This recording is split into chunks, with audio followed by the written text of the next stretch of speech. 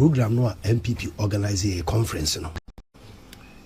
Make us no cre the program no MPP organize a conference no. I'm thinking that the organization was so nice. Na program ni efe efe. Okay. Na me free wa me person me responded to bibia Dr. Boakum scan ya if he say entwe dear here or say okasama Dr. Bawumia be mfie nwotwe ni no kre die ntina de ekos no onfa na num tumu nka bi esan say Dr. Bawumia ka kire ni say onye din satisfied ya wa branch ye be fe na bronye o support Dr. Bawumia. What's me patch please. Abronya onya adwuma ma Bawumia. Ana eda meboa.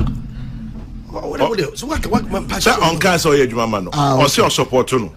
O support Bawumia.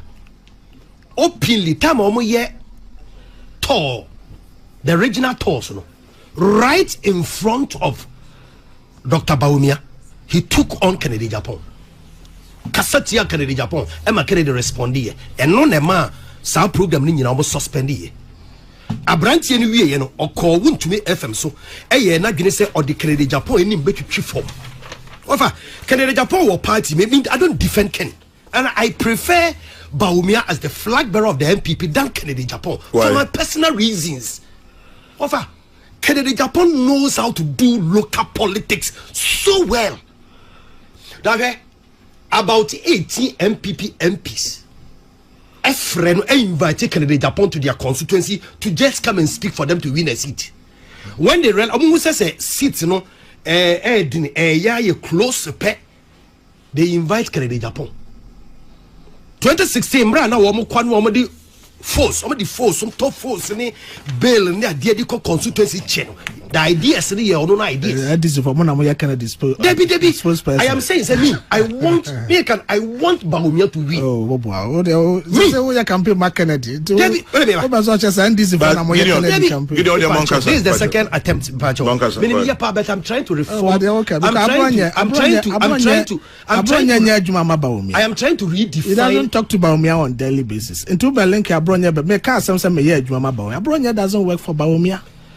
What you say? Eti overcast Abronya Kokabi Bawumia na manaka. Where is it coming from? Why should I am trying to I am trying to say on my dean. No, but my debate. Is that how it's going to be? Abronya onye Juma Bawumia. Yate Gideon. Yate. What the mention as eti men fa Abronya me si ha me kasa Abronya akabi binti Bawumia na manaka. Where from this? The make carry nyina say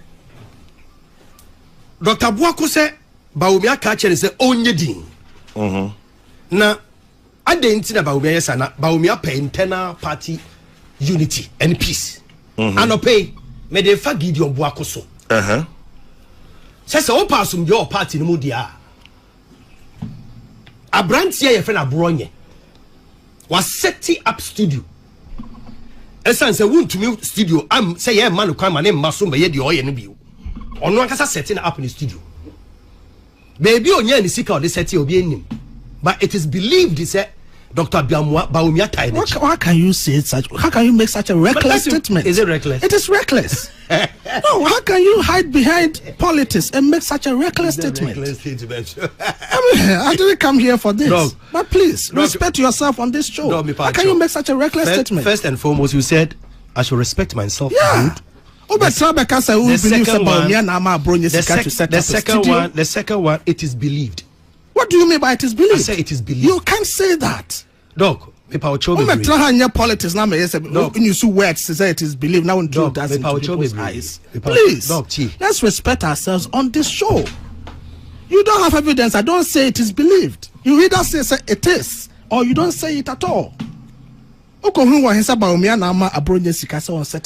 say it is believed. Do you understand English? Who need evidence? I don't say. Do you understand English? I do.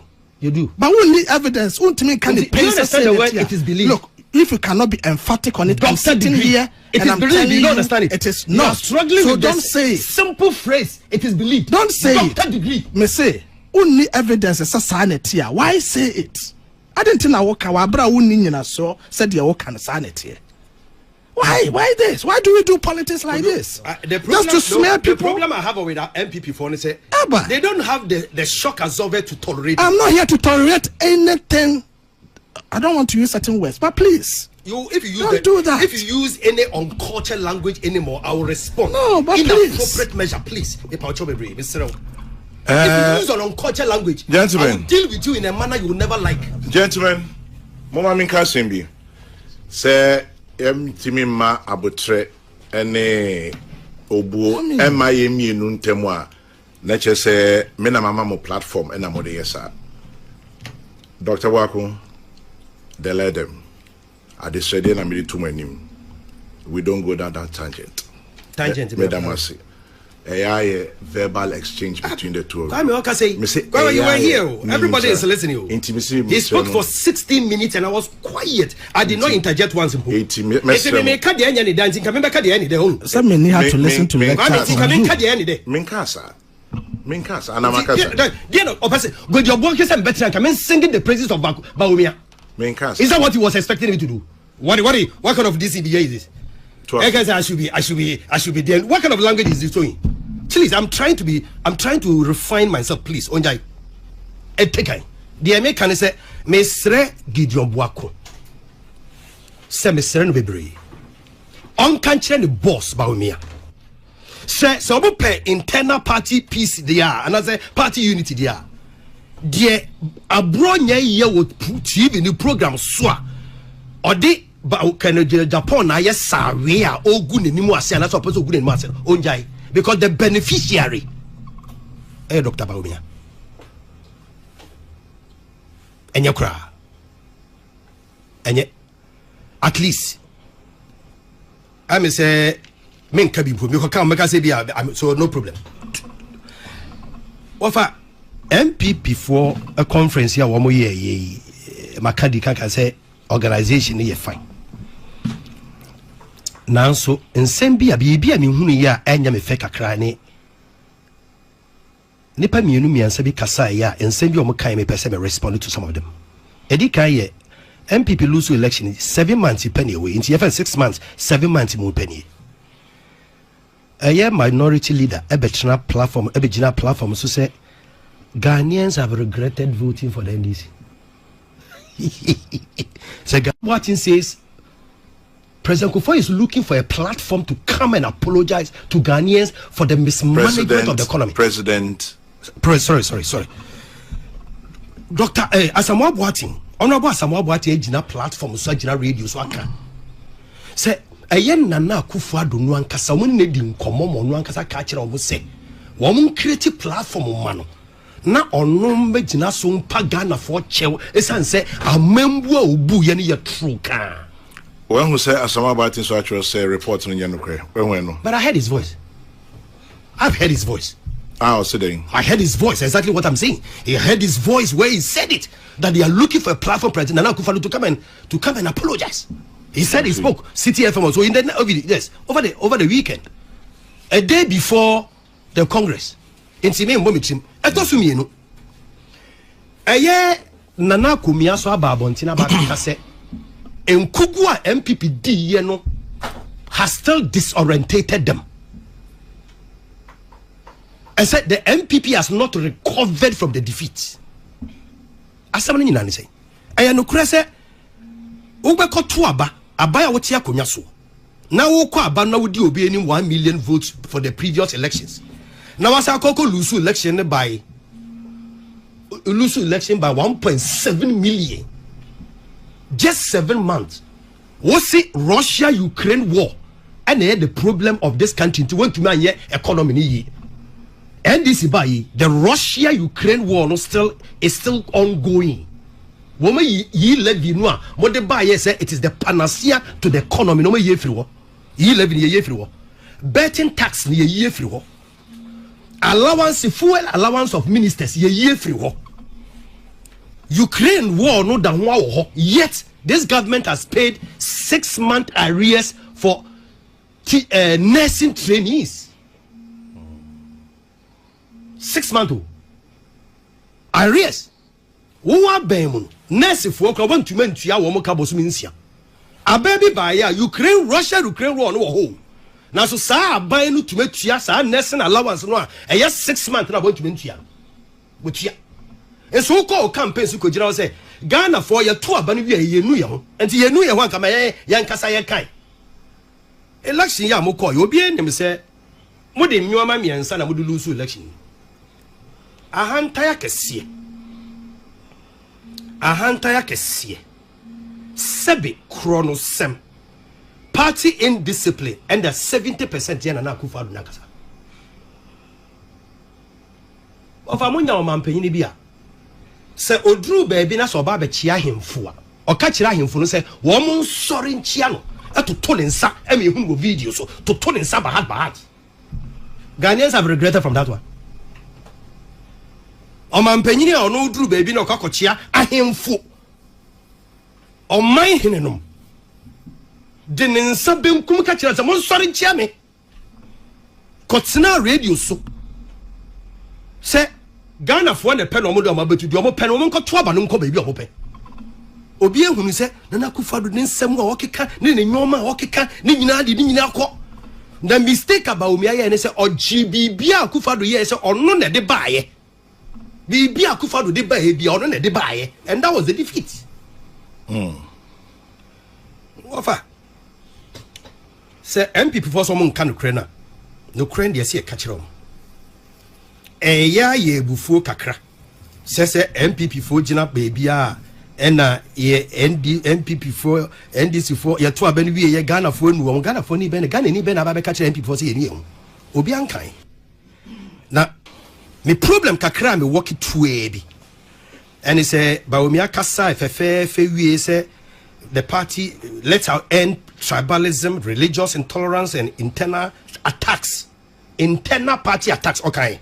And the medical come has some say internal party attacks. Yenjai and I make us say Bawumia ni nyonko bako ya bronye etit radio so ade all yen say party no say muni mu a epa makan this matter you address it opa kase mboa you address this particular matter I'm talking about because sanity na that is the perception because we're creating impression say he support Bawumia now Dr. Bawumia ka say bia me ne nya adwene na me feel say so pekwan no pagana for chew and that's all twisai making a mistake and apologizing, there is nothing wrong with that. Yeah, mistakes they be our politics. Yeah, patch out. Yeah, bonnet. Yeah, Dr. Bawumia say MPP back in the year 2028 and I said 2032. They will investigate Agyapong not election violence.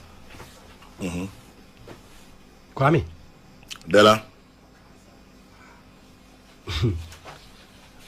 Adafulo fonye adafu nyeba blago say Dr. Bawumia was vice president of this republic for 8 years and nyoma bebresi si wo Nana Kufour adu na menwo mu a Bawumia nkasa humpo ne akase wo okan say de si ene ni njon wanka wo hwe enfie nwotwe oko your friend is saying or your media engagement ena abayiwa your friend Bellamundi ebisa the question say Dr. Bawumia we are vice president for the past 8 years ye kuni power Techiman not to say Techiman South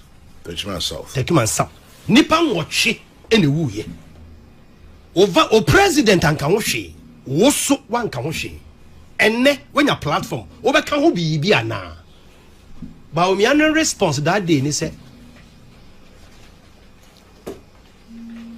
on kaise president nan kan on kaise president nan kan wo hwe on kai na say ekoto aba mama sa nyoma no ensi ne response no no opa ko check video no Kwame ni bisa say we vice president ne ato aba na nipa nwotwe ewu want to me anko wo mo wu ye no abusiafo fie anko sete aya commensurate ya ojo ya kan say anko Kwame ni twi ye kan say you comfort with them and to commensurate with them. Wan kwanko Ogosha omudin. Wan kwanko she wo mudin ebusua no a nipa nwotwe no mu wo temeteti man no. Bawumia anko anko hu wo mobo ebusafo no mobo. Nanso se BBC wa Blekuma no as unfortunate as it is. otumi call how wakum sinfie. Then in Sakotu ni kom echa picture say Ghana for yenche. Hypocrisy and double standard. And this is what I talk about every day. There are people who are full of hypocrisy and double standard. Nipa ngochi kuyewu ya tuaba ema ube yoma vice president. Nipa ngochi wi. Nipa ngochi wi ye no. Wan jina baby anka se ebusuafo ne yemamu yako.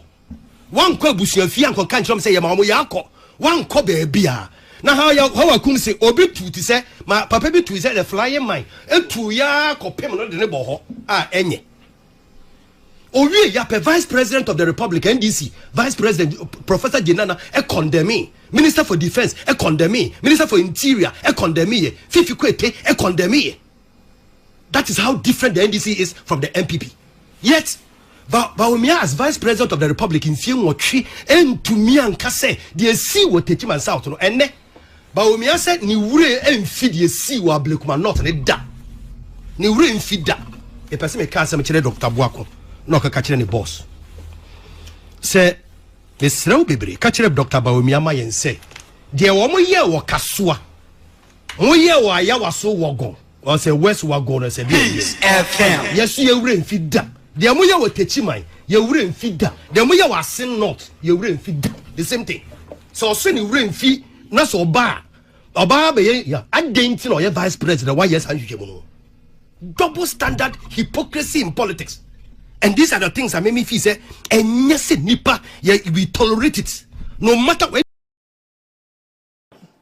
The other issue about thanking delegates and so on, am I the one who said it? You are the people who are saying that he was the immediate past flag bearer, and that on such an occasion there's nothing wrong with him going around to thank the delegates for the confidence they reposed in him. Who said that? Even you said it on this program that he went around to thank the delegates. Did I say that? I didn't. Oh, Titus. Okay, well, sorry. I listened to you sorry. very closely. Go ahead. I listened to you very closely. Go ahead. Now I'm saying that if the purpose of that whole choreographed entry and ascent to the dais and so on was for the purpose of thanking delegates, then those who lost in the contest with him are also entitled to thank delegates.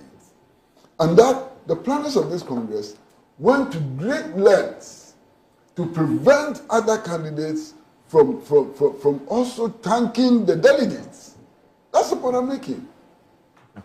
So I'm just analyzing what your people have said, what you people have said about how you have conducted your affairs. Can I have the floor now? Yeah, please go ahead. Kwesi said the entering of Dr. Bawumia was choreographed.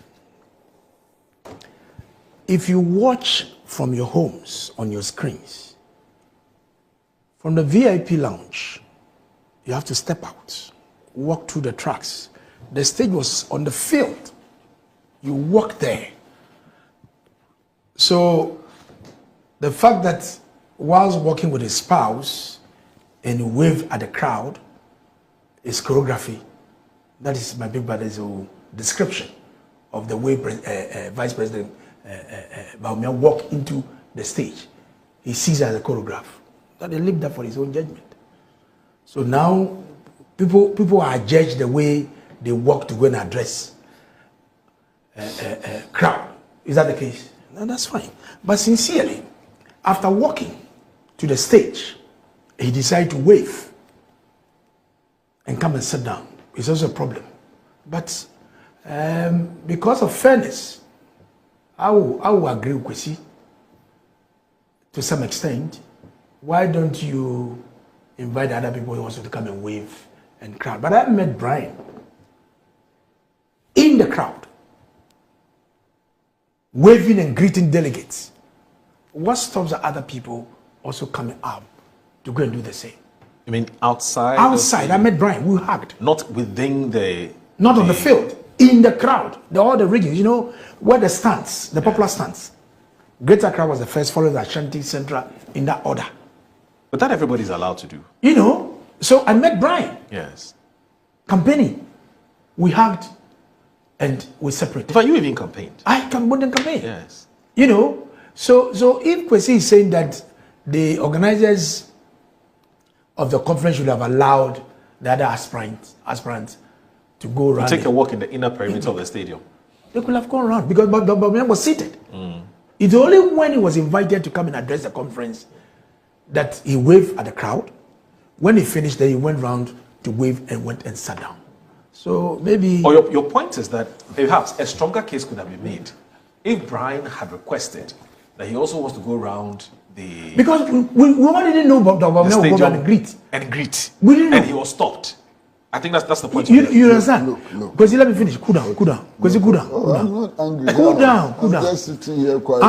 I'm saying that. Cool down. When Dr. Bawumia, when he walked from his seat to go and address the conference, and Kwesi described the choreography. Yes. What did you know that when he finished, he would go around? Nobody knows.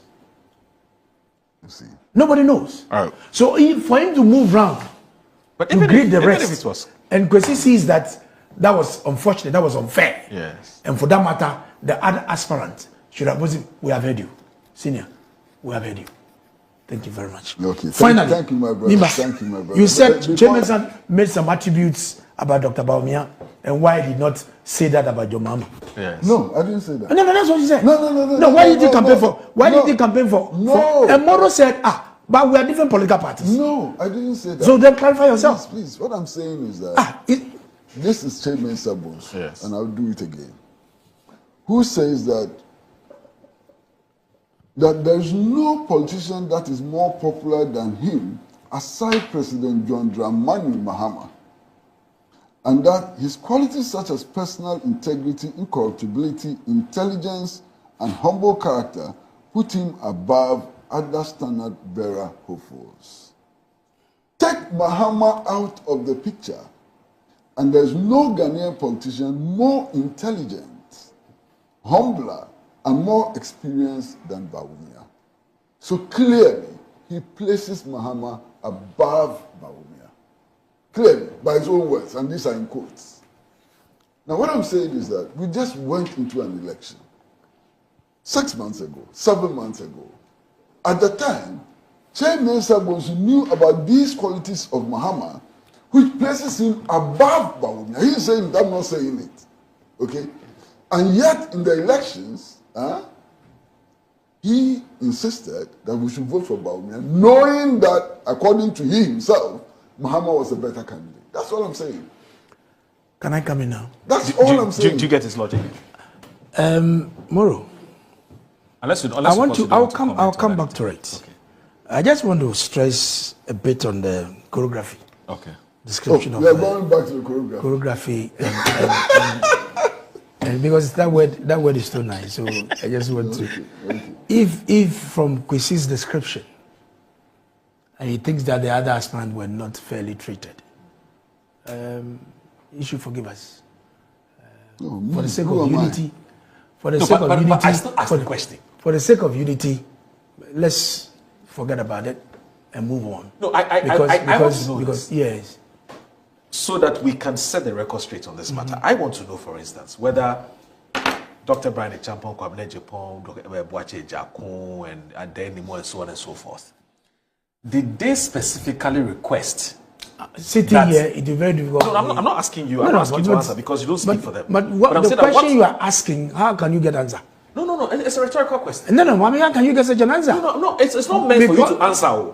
I'm just asking a rhetorical question. So the question you are asking, you don't need to ask it. No, why not? You don't need to ask it because is here. I'm more than happy for them to if send you us a know message. any of them and they come on your show, Nothing in that Congress happened by accident.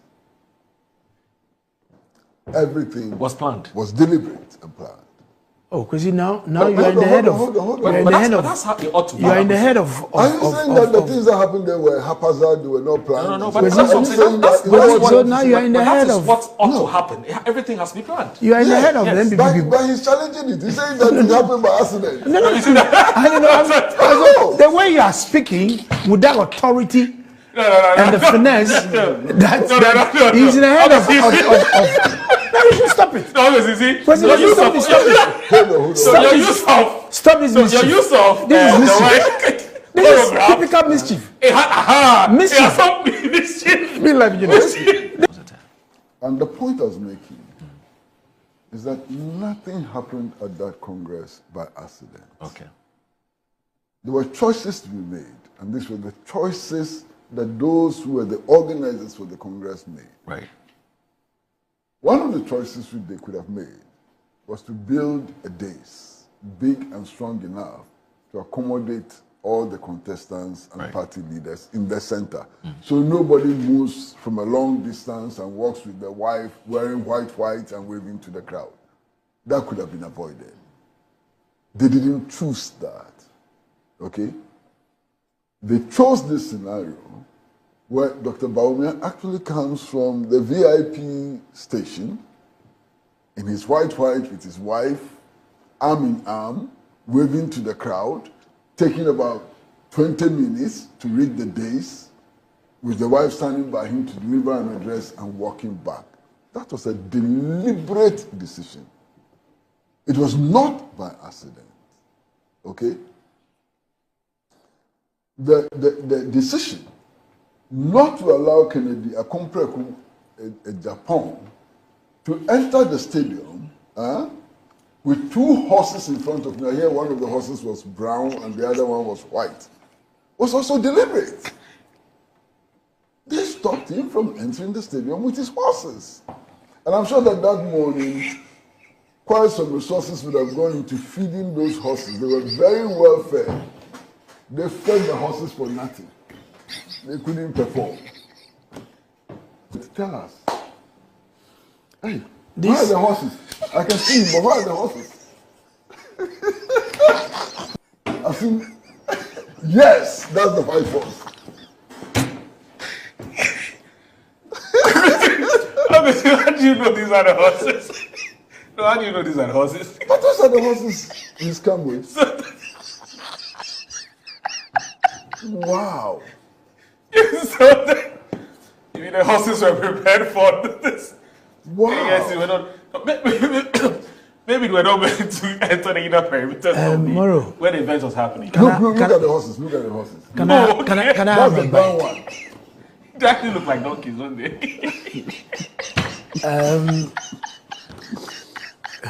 Sorry. This is your I mischief. apologize. No, This Uncle mischief. is genuinely concerned. Moro, you've laughed and you are crying. No, but Kenneth is friend. Kenneth is his friend. He's my friend too. Who's not my friend? Can I talk? Dr. Bawumia. He's also your friend. He's my friend. Yeah. He's not just my friend. Yes. I mean, his father-in-law Okay. was one of the closest persons to me politically. Okay. You know, from 2004 all the way up to 2008. Okay. We're very close. We worked together on many political projects. You understand? Okay. His family, I mean, his brother, who is a lawyer in London, Right. is exceedingly close to me. I'm talking Seydou Bawumia. Okay. We grew up together. Right. You understand? So who is not my friend? Everybody is my friend. Titus is my friend. Are you not my friend? Titus Glover. Yes, it's my friend. But this is Yes, your, sir. this Who is not is my your friend? mischief. But you're so concerned about the friend. horses that were Can I not have my allowed. bite? But Jacob is not my friend. Yes, he's your friend. Who is not my friend? Hey. Alan Chamati is not my friend. Yes, he's your They friend. are all my friends. So it's not about friendship. Okay. It's about the fact that one of the people attending the Congress decided that he was going to enter in grand style. Yes. And he actually chose one brown horse and one white horse to lead him. And they prevented him from entering with his horses, in spite of the fact that the horses had been well fed that morning. Moro, this mischief by Mischief! Big Brother is trying to emphasize the drama that you are exhibiting here. Mischief! Please, calm down. How is this mischief? You've spoken. Can I have my bite? I see more of mischief in this your remark than my usual question that I know of. This is all for the fun of it. Is that not a Kufour on the screen? No, I haven't seen him yet. It's on the screen. He's on a pickup. He's on the pickup. You see him on a pickup coming. So this is all for the fun. That's it. Yeah, that's it. But where are the horses? Can you go take I want to see the horses again. Yes. Why are you in love with these horses? No, I like horses. Can you take off the so that I can make my contribution? No, please go ahead. No, so these are for the fun of the conference. Those are the horses. Yes. For the fun of it, not to create any bad emotions or something. They look well, right. And because he knows that you cannot use the horse to enter into the what the conference ground. Maybe to shepherd him a bit to the because there's a barrier. Okay. There's a police barrier before you can enter and go. But not to create any discomfort. They could have. Well, just the security at the party might have met. Okay. Because I was there on Friday. All right. And I saw Nana B and some of the organizers with the security moving around. Okay. To know. Nobody knows even that Honorable Kennedy will be coming with horses. Okay. Nobody knows. So as to how he was prevented from entering, I cannot say much about it. But I think that for the sake of unity, maybe the way Kwesi is saying, they should have created days for when they are sitting in the lounge. I was in the midst of the MPs, the former ministers, MFDCs. We were all together. So that alone was for all the aspirants. Okay. Where they sat. But maybe from the way Kwesi spoke, maybe they should also give in those aspirant opportunity also to go around and maybe wave like Dr. Bawumia wave. Okay. But moving forward, I think that is a legitimate concern they have raised. I see nothing wrong about it. Okay. But that also does not stop Dr. Bawumia as the immediate vice president, immediate flag bearer, to address conference. He didn't address conference to ask for votes, but how we can build unity and consistency in the party come 2028. So for me, that's the way I see it.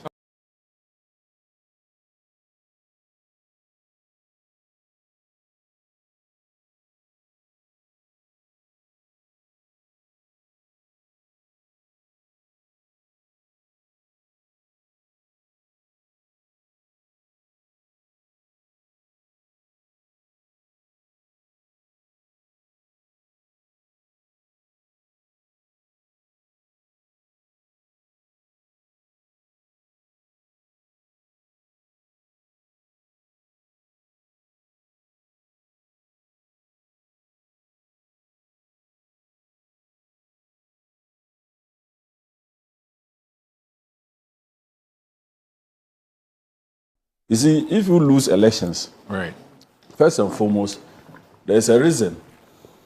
There might be reasons why you've lost the elections. So you need to look at those reasons. And I think one of the things that they are failing to do is what I call reconciliation. Right.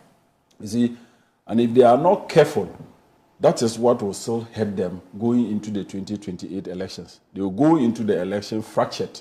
And any house that is divided cannot stand. And they know that, my brother knows that.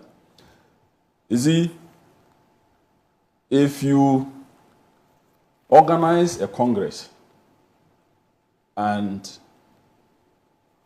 decided to let one candidate to steal the show, you don't need to tell the rest that this is your direction. Right.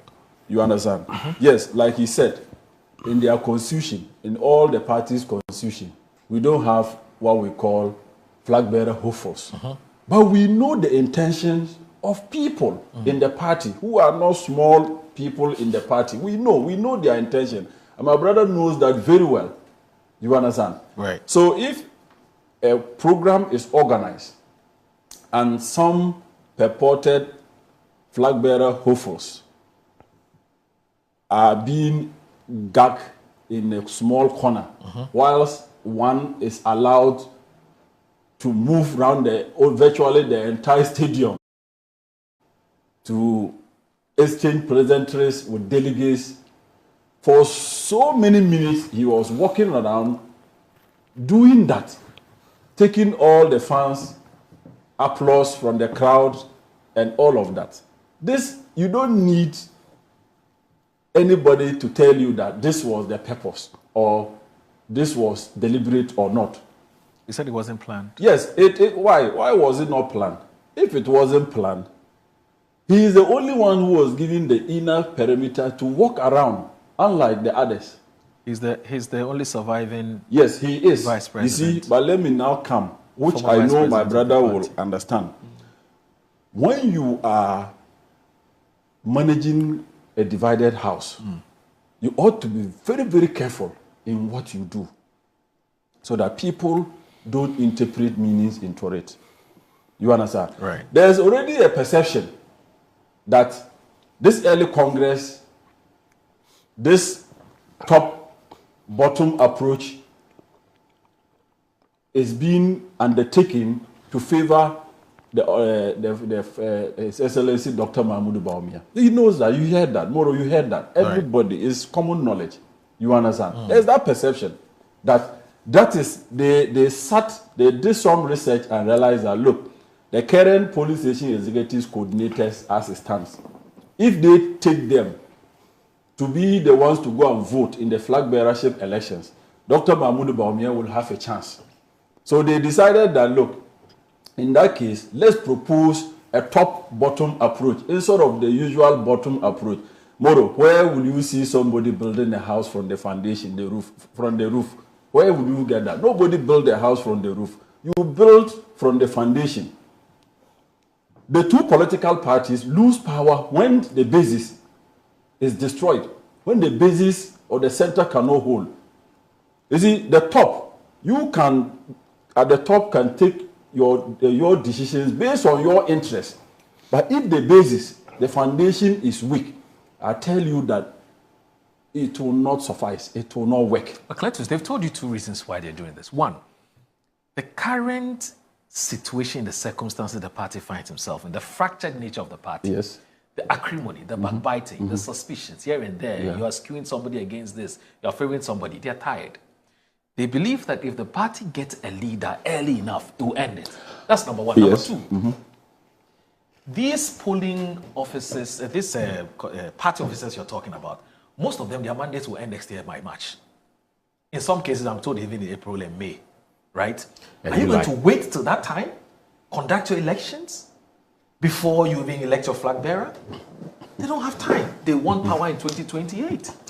Is it Moro? I understand all of that. Yes. This point that I've made, is that the first time? Are you hearing it from me? No, you've made yes, this so time. I am telling you that, you see, Moro, to be very honest, in party organization, you cannot start to build a party from the top, irrespective of whatever excuses that they would have given. But I can tell you that is what will hurt them. What this action that they have taken will hurt them going into the 2028 elections.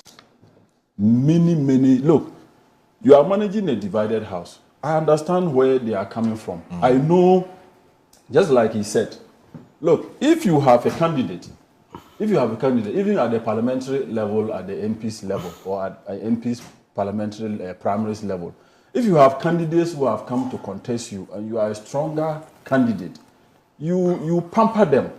You understand? You pamper them because of reconciliation. You don't because you have the support of the current leadership of the party. Then you abuse people. You disrespect them. You let them know that, look, I am in charge. My people are in charge. No matter what you do, I am the one who will shine. You understand? You don't do that. When you do that, you hurt people. They will not be able to forgive you. Even if eventually you win, they won't forgive you. That is the point that I am coming from. I'm saying that, look, Dr. Mahmoud Bawumia is the vice president, the just immediate past flag bearer of the party. But if the NPP, if they had done serious, checks very well, there was no need for them to have allowed him to be the one to steal the show against the others. Definitely, they will never be happy. And they will not forgive the national executives, they will not forgive the organizers, and they will even forgive Dr. Mahmoud Bawumia. That is why reconciliation will become very difficult for them, because they, the national executives, they have the onerous task to reconcile the party after these elections. Now, the other aspirants have seen them to be the ones projecting one candidate, how will you be able to charter or lead reconciliation after the elections? That is what my brother and co should be worried about. You need to reconcile your party. Any party that is not together, the two political parties, goes into an election fractured, and you can never make any good results in that post. So for me, the National Executive Committee should have told Dr. Mahmoud Bawumia, at least, yes, you are the former flag bearer, vice president, but under the circumstances, let's those took fire. Already, we have been suspected to be with you. So let's manage it this way. Or yes, in your constitution, you don't have, even NDC constitution, you don't have flag bearer hopefuls. We don't have. But under the circumstances, okay, all these people who have shown interest to contest, all of you will use the inner perimeter and walk in and wave at delegates and go and sit down. You understand? This is how you chart a reconciliation course. This is how you start it. So that any of them that eventually lose will not have any reason to accuse you or accuse the victim. This is how you build a party that is fractured. You understand? But the tangent they are going, I see a very big problem. I see in the future, they won't be able to reconcile. Just like what happened to them. Because they are still hurting people. If you listen to Ken very well, Ken will tell you that I don't have a problem with Dr. Mahmoud Bawumia. But the people around him, those campaigning for him, they think that we are nobody. So we'll show them that we are also somebody. That is what is happening. He will tell you, he has said it in many fora, that I don't have a personal problem with Dr. Mahmoud Bawumia. So I'm saying that those who are campaigning or supporting the cause of Dr. Mahmoud Bawumia, you should change your style if you actually want well or wish well for Dr. Mahmoud Bawumia. Because at the end of the day, your posturing, your style of supporting the former vice president will cause him more harm than good. Because your posturing is hurting other people. Your style, your campaign style is hurting other aspirants. That is what Ken keep on talking about this. Brian is a fine gentleman. Educhim, all of them. If you check, Brian, Educhim, all of these people, they supported Dr. Mahmoud Bawumia in the last flag bearership contest, isn't it? Today, they are all contesting. They all think that they can lead a new patriotic party. So if you think that Dr. Mahmoud Bawumia stands the chance to win, and he will need these other people to be able to go into the election formidable, you don't treat the others like they are nobody. Even I saw Ken coming into, when Ken was coming in, it wasn't easy for him to get into the stadium. Yeah. He stood there for some time, and I could see him boiling, but I think he restrained himself, because they said that some of the people that they were supposed to give accreditation were not given accreditation. So the security at the entrance said they won't allow them to enter. So he too was standing saying that, look, those people, they were supposed to accredit them. So they must give them accreditation before he walks in. So he stood there for some time. I know my brother will speak to it. But I watched that, and I saw that it wasn't good. You see, these are big people in your party. Ken paid his dues in MPP. He started in 92. Everybody knows that. You understand? He paid his dues. All of them paid their dues to the party. So if you know their intention, don't pretend that because it is not in our constitution, they are nobody. Don't do that. If you do that to them, you are disrespecting them. You are telling them that they are nobody, and they will forgive you eventually if the person you want to win emerges. You understand? So for me, Congress is good. It helps in decision taking. But Moro, I still hold the view that this top-bottom approach, any party, if being me, if my party wants to ever do it, I will speak against it. Moro, the party is not being held at the top. Every national officer, he is a national officer. He's from Zabzugui. I'm sure he votes in the polling station at Zabzugui. So it tells you that the root of the party is the polling stations. The root of the party is their coordinators. The root of the party is the constituency executives. You understand? So if you don't manage, if you want to build a party and you don't build that foundation very well, and you go to start at the top, I tell you that it will collapse. That building will collapse. That is the point that I'm trying to make. So you don't think that it's a good idea for a flag bearer to have an influence as to who becomes polling officer, constituency officer? No. It should not. It should not. You see, let me tell you, the perception is that the current polling station executives, they did their search and they think that, look, the current executives or polling station executives, majority of them will go for Dr. Mahmoud Bawumia. So in that case, let's adopt an emergency congress to rectify it and to suggest that their mandate should be extended so that they can vote in the early congress. That is all that they did. Well, but these polling officers you're talking about, their mandate will actually end next year, March. That's what I'm saying. And the flag bearer. So they should have immediately been organizing polling station elections if they wanted an early congress. You don't get me.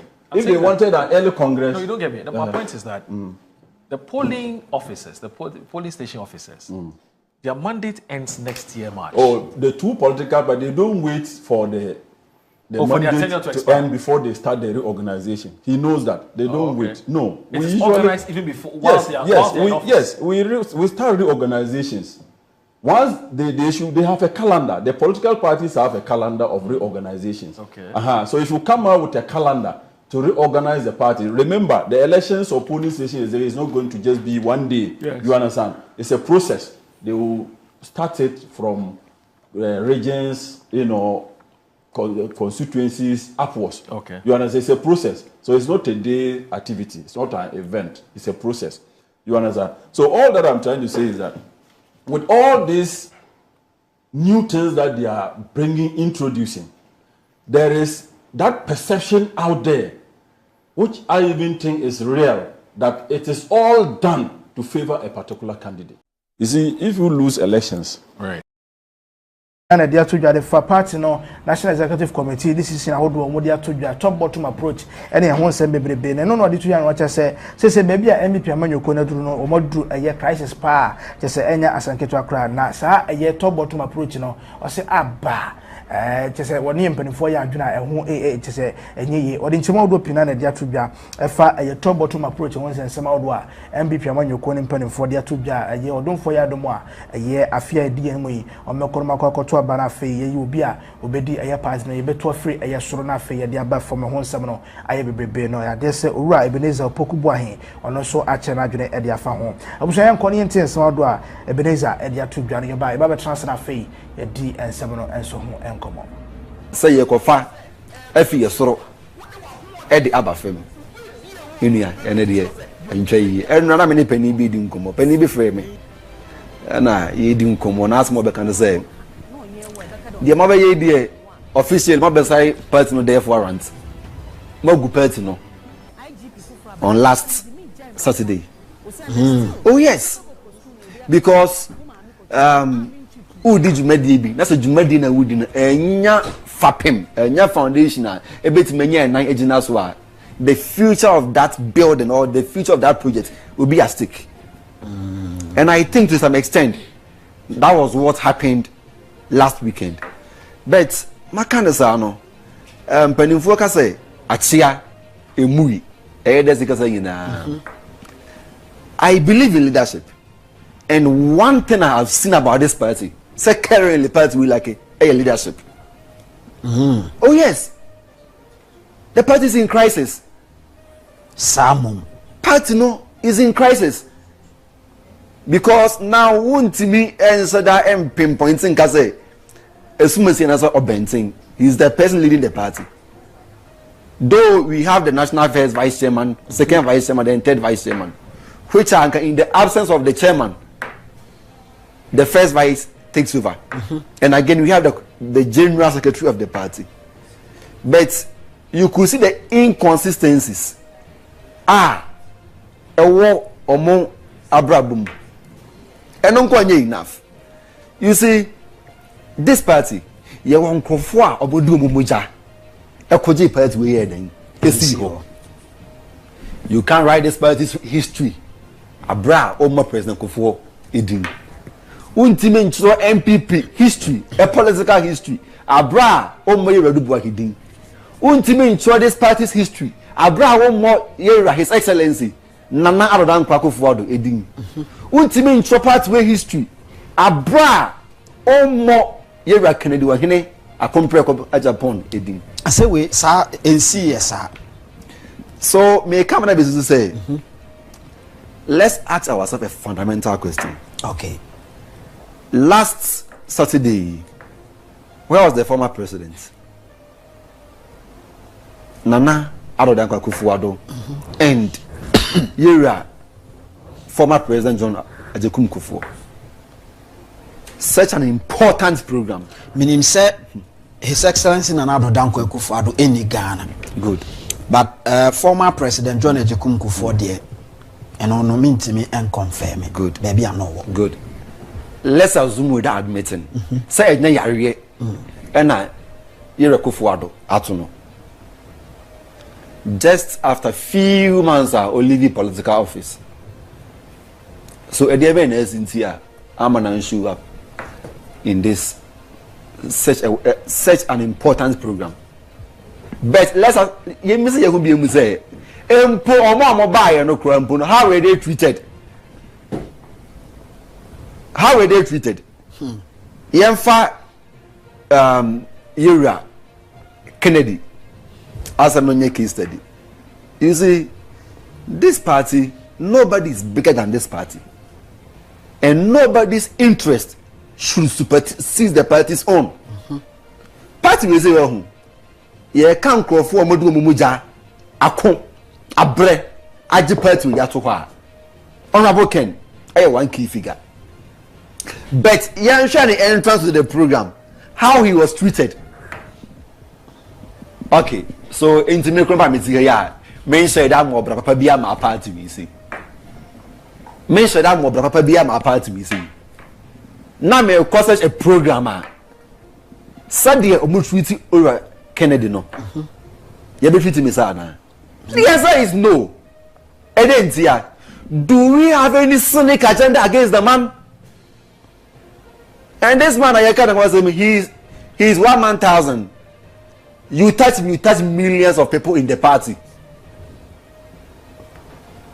So were we projecting a particular candidate, an aspirant, and now say yeah to say you make a person na boom, outrage to the giants and Norma to bounce back? No. They are calling you now and say let's project a particular person. Which are meaning make us your pain. I catch your point blank say if we will continue on that trajectory, I fear for the future of this party. Sir. Oh yes. Yes. Because any kind of be interest, a supersede party will say it. Ah now and ready you see you know. Am I a net MPP party? Baby no. We want to repeat the same thing. Okay? If you repeat what we did yesterday, the same results na yebenya. The same results na yebenya. 41% in 2028. So, inti era duba hikrompa na ni days of fighting military government onya saying. Tell us. Yera Kufour Krana or fighting military government. Yeah, transition from military rule to a democratic rule. No, what was his percentage in the general election? 96 and 96. My main cousin is so. NPP is the party of the people. Ghana for epe NPP amonuku. Ghana for edo NPP amonuku. Nti ban say na Ghana for do MPP good. Want to abama. Good. May I say, as far as politics is concerned, okay, politics and elections, any event, a process. You fight the baby, ne da be den, e be wie baby. ene ofo ba bia utie Ghana for nkomamudi and say enough of the rhetorics. Oh yes, enough of the rhetorics. You see, this country yapa we who say, oh, as soon as see otibrofo or you gentle or you say no. We need a pragmatic leader. We need a result-oriented person, like Honorable Kennedy was in Agyapong. Okay, you share your neighboring country, Burkina Faso, under Traore. Traore by how many months? How many years in here? Less than 2 years, right? But you share significant change here. Even under military leadership. In this country, a dear man on my way is lucky. Is it human resources? No. Natural resources? No. The whole thing is we need somebody who is up and doing. Obia Okasa may ye ABCD. May ye ABCD. Somebody who is truthful to himself. Obia no there at Tronic any nothing. Obia oye effective and efficient like Kennedy. So as from culture in I say yeah better for what you know Obia a practical person. Obia over time our proven track records yeah, limit your home. Remember the political space of this country from 19. Let's ask ourselves this fundamental question. Say politician Ben and or what on my way say man. One, he has been consistent. Two. Odi, let's get things right. Let's get things right. Now if you be more so or dream from or dream to move for say. And the youth of this country, the unemployment rate, my way say me. I'm not working. Politician ben my way say man, minia. Yeah, because what dream to move for what dream or my move for a baby, I may be in Bia. With the exception of Honorable Kennedy Japan. I'm a politician both sides, from MPP to NDC. I'm a new ben or my way say man, because it may be a juma. After you more than 500, baby, did mean it. And as a video, even when I enter us, and that is the type of leader Ghana for a day here. A sincere person, honest, just person. Obia, ono de kontompo, corruption. Frakadam someone getting on also. Right. I was any question ni Ebeneza Opokubuahin, where director in charge of a year research or a year MPP Amanyo Konimo, and as in charge of a election or MPP Amanyo Konimo and Kranza South about to embassy as soon and it will be a chance of a din 7 and so and come on. You run is then or say a MPP executive or Mongolis argument in your man who you know. Kwa humano so na mene Mr. Dankwa Smith Buti first vice national chairman I friend chairman Buti enti eno na aka mu bia eni mu ntino ye no ni nkomo na fe ye man ye hwe de airco chairman bibia boko de good morning martin morning we adom eno mo ba won tire we ye de rade so ase just gone by tape my boy your former vice president meka Dr. Mahmoud Bawumia issues are raising a conference na say ohana besa me no shase because ono na mini BSC no the issues no bobo so in terms of internal attacks and I feel so issues of tribalism ne bigotry ni mo raising ni nyina no me gidi yes ye conference party na fano I mean any DN social mutimi ahwema bibia tumi akoye so we can do away with these attacks, right? every time charity for say idea futu no de aba futu no so mo nyina tie enti me fi say nso kan ni ya ebe party na gina brane ni ya ebe ma akroye ene odo aba party no ya ebitumi ama party no friends say amount for attract amount for outside but also to me about joining and no I will learn there because say will be other fact and to be able to the Bible near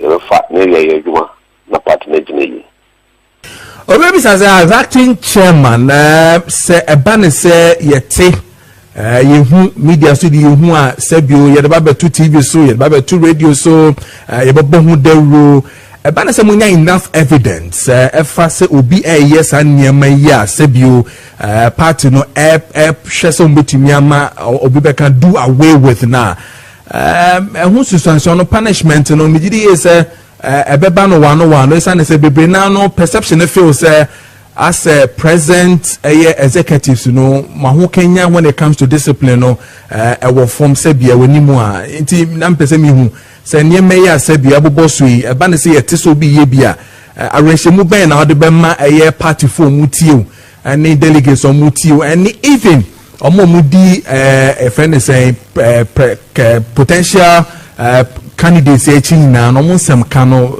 eba ne sa omunye you careful and I say send a becono from Ghana year conference no day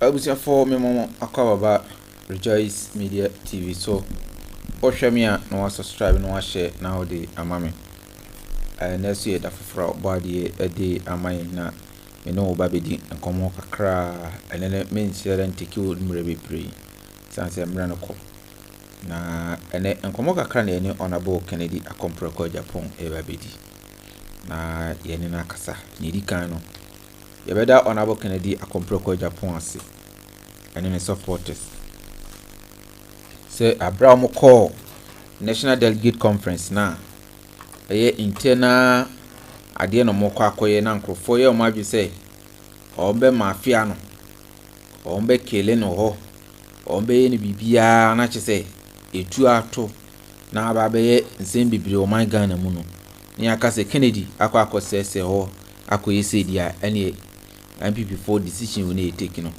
ni abronya mo plan ye no omo ye ni nyina na so ebia ni ho a etiminya impact ona bo Kennedy Agyapong so na ade Nyankopon be ni say at the end ebe ye nkunimdie mom e ma Kennedy akompro ko Agyapong na me de mini yeni amu delegate na be di nkumo kakra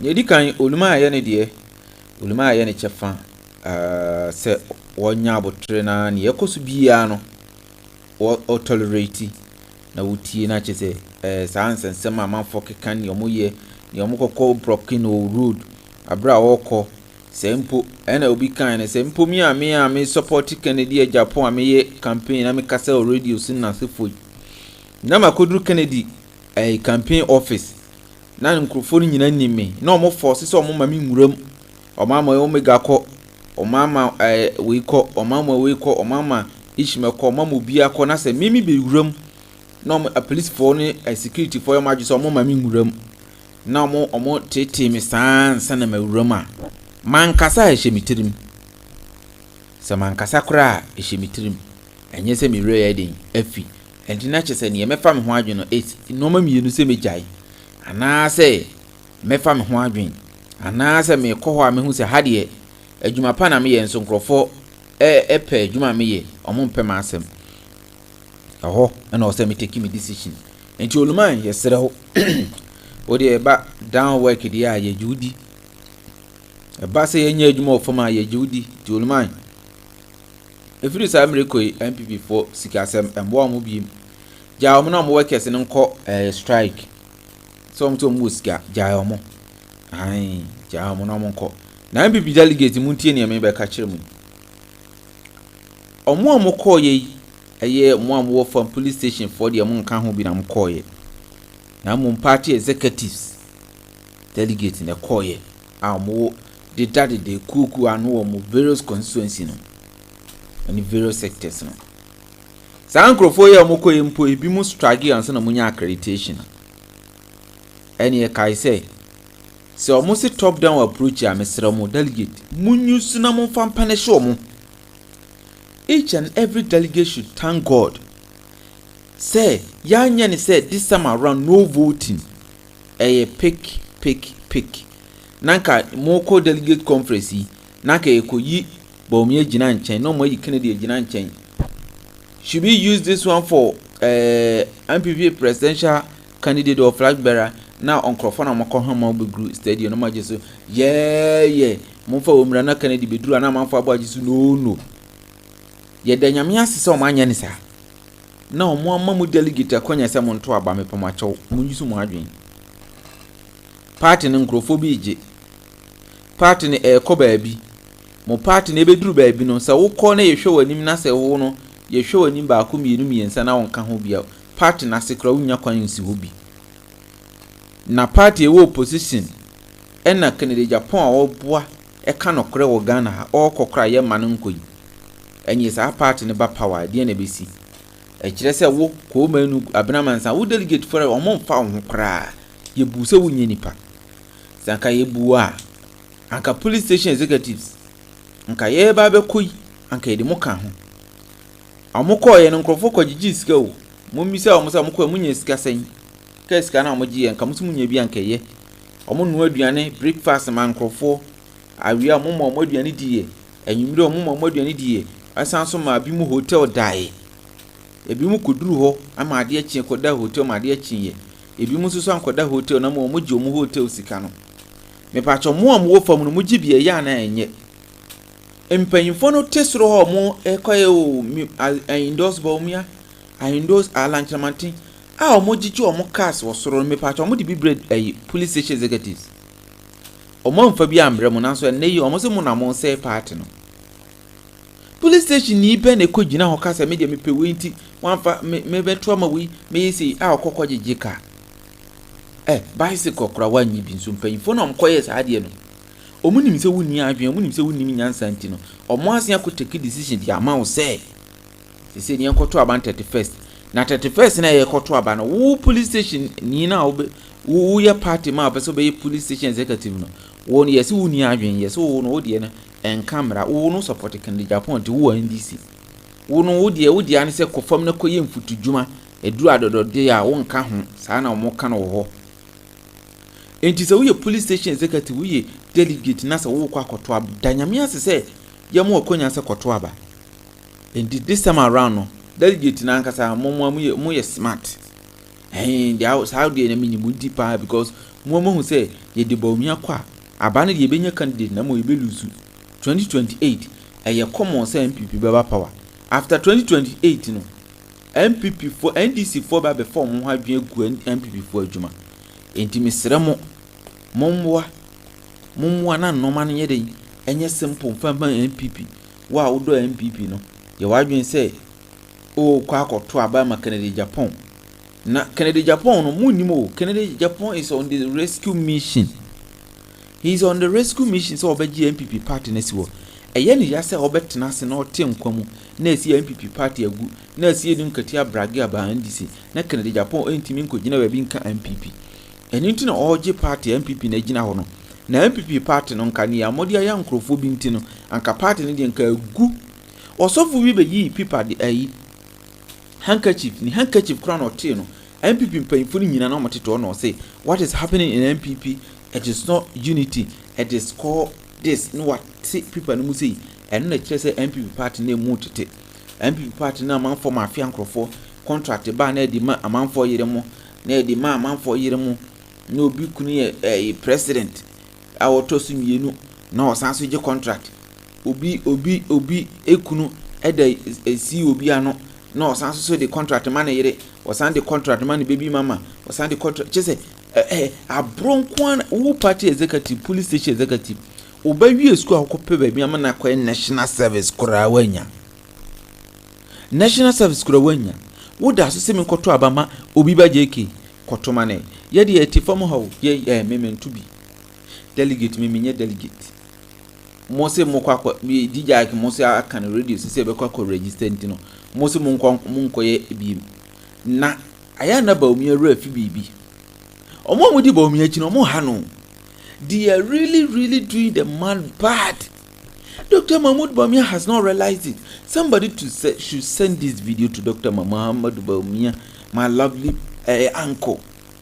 The people following you, they need money, they want l'argent, they need kudi, they really want to get money out of you. Ask yourself this question. How come these people didn't organize the thing in such a way that Dr. Mahmoud Bawumia, that you are always close to these people? Aduchum, you're close to Aduchum, you're close to Napo, you're close to Agyapong, you're close to this. Even you didn't go down there with Napo. You didn't even go to the stadium with Napo. You didn't go around with Napo. How? Oh, Radin Yankopo. You're Radin Yankopo. ASMBCW. ASMBCW. You didn't even go there with Napo. What shows that you were calling for unity? You were calling for endorsement. Dr. Mahmoud Bawumia, honestly speaking, Ghanaians down there, there's a mind portraying people love you, although, but they are saying that they are imposing you on the people. Doctor, why are you not talking? Dr. Mahmoud Bawumia, why are you not talking? Everything good about Nanado, you said you are the one who brought it. Anything bad about Nanado Dankwa Kufour, Aldo, is it arrogance of power? Nanado Dankwa Kufour did war. You also did war. We appreciate you, doctor. But please, if you don't talk, hey, you don't know Ghanaians. The moment Ghanaians are quiet, me, I always say that the quietness of Agyapong is dangerous than Agyapong talking. Kennedy talking is better than Kennedy quiet. And what you people were doing over there, let's orchestrate Agyapong. He cannot come through. Hey, Agyapong. Hey, you people don't know. You people don't know. Go and ask Collins Dauda. Hey, you people don't know. Go and ask Asen. You see, the way Asen people vote in it. Say, son of Moto about Ashanti region, Nasta Fanka, Chairman Sabozunko, and Tena Parliament one chew. Sana Etun, she said, Harry and Moa called Chairman Sabozunko, and Tena one check. Agyapong people really love him, both MPP and NDC. If you doubt, let Agyapong go and stand there today. They will still vote for him. They will still vote for him. You see, I am saying this. Delegate, you people should thank God. This is your turn. Let your vote be your power. And ban to my BCA. Sisi Abranda pa delegate Abon. Omodi two. Papa ya owu ye 2M Express. Omo CEO no. Wono susu delegate Abon. Eno so omodi two no. Ochema boaje. Ono akoye delegate Abon. De nkrofo hwem. Omo de Mafia no two no. Enti ni omu ye. As I see the thing, I see like a video. Watching it like a video. I wish people can say it. Say Dr. Mahmoud Bawumia Kufour deni YouTube sana. Omakoye top down approach. Na Kennedy Japan awene. Kennedy say esra momani free and fair. But Kufour bi o hwa na omo Mafia constituency ni mu a. Kennedy Kufour ni bi mu. Enye Kennedy o Kufour ni bi o mo constituency be yi o mo afiri mu. Amana ye simple afi dede bi ama wo bi mu. Ene ye me ya. Enti wa ye ho chop ya ata no. Ko manu nyabotre. Enye wa dwe se obo Agyapong Mafia. Na Mafia tactics no onim semo. Afidi amode to aba. Ewe ni election nye Agyapong na kofa bai. Enye Agyapong de di nimdie ba se momen koto force ne na asefo nkoche mangurasefo. Enye Agyapong na di idea ba se yen bobo amanfo ano omo sika nyina yen koto pick up yen chema boys no mfa nkoye campaign ngurase. Emoto aye to di ma boys ye campaign enye Agyapong na di bai. Baby atutu asem obi ano enye Agyapong na musoma na manako. Me ba che police ni bia ye criminal enti no otimi che criminal soja ni bia ye criminal enti otimi che criminal because ye training no the way are criminals lady enti ye training no soja ni bia ye okofo enti na kase soja ni bia ye wudi ni ya kire ne se wo nku nipa se na wonji nipa nkwa na wonnim se na eku nipa be da hu kwan fa so ji nipa nkwa misere mo MPP delegate mo mama ni nji se yanko jina a national delegate conference anye do you like Canada Japan anka delegate ambokum kura de kakra bi na manya se yes no munna nyame asesa we di obi ekoto na aba wutu wi a fa be hye ho wutu wi a fa be hye ho muntu aba no boom na mon fan scale NDC moma Canada Japan nya 89% na mon fan scale NDC na sada na nkrofo be da wo be hu se bu a man for be bon Ghana wo de fasa be bia nsuom ka Bawumia wi ne ya na ba bia ye din sa afi no bronya no kura anye de 2023 bronya no kura anye de bronya edi ko 2024 anye de Ghana obi ampe but my ento aba na Canada Japan wi ne na hwe hwade before Kennedy become even president no kura wo be hu investors on beba nkasa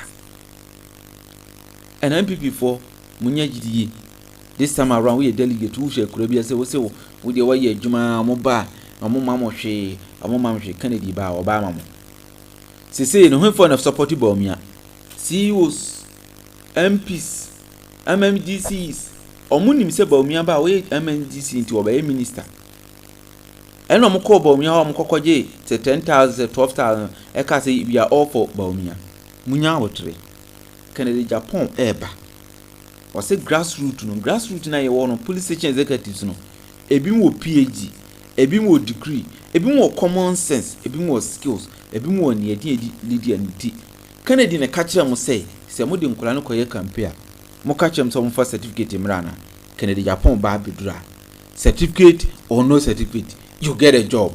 Can I get a clap for myself? Can you clap for me? Bonse mami na yanko yeni. Enti Kennedy ba edi ama delegate. Ti mesramo mami papa. Mama yi nyina yanka ye homom. Na ye mo na papa we imra na Canada Japan. We cannot afford to lose Canada Japan. Ono timi take decision. Obi so ntimi take decision.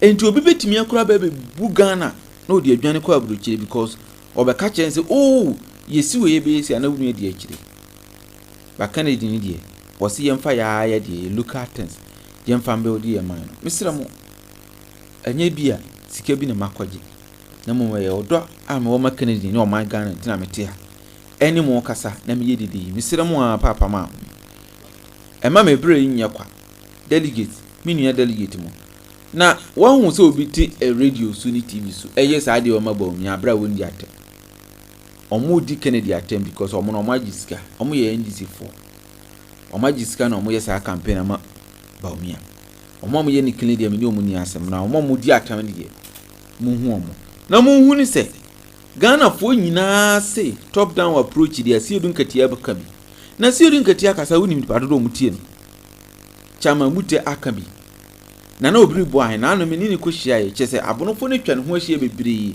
obi kura frɛ ne kurom mene na obiri boahe gina ho ene ma ba bi hunu na obiri boahe o ka no bono de akire ne kurom fo se wako na obiri boahe na obiri boahe e wa akra na obiri boahe so on support top down approach makwaji atum na MPP for no mo ye smart top down approach me pa jo maji atum o wuni ma me ka kire wonne top down approach no maji atum na omo yi firi mu edi biri mani so na mo hwehwe se mbehu top down approach ba nya amanya ne sa omo di ahyem enti bebi a na o se mo reject na embam e date na mo de to aba no nti omo di date no akwati se date bi your birthday no be to champagne wo be kopu wo be yeden you say okay you say empese wo be kopu like oh you want so kopu dia amanfo be wudi an kopu ana mo say okay ate 21st e birthday no yanka se ye be kopu ana be yehwe enti eduru ana ye kopu a be ka se opa anye dey enko because waje atum se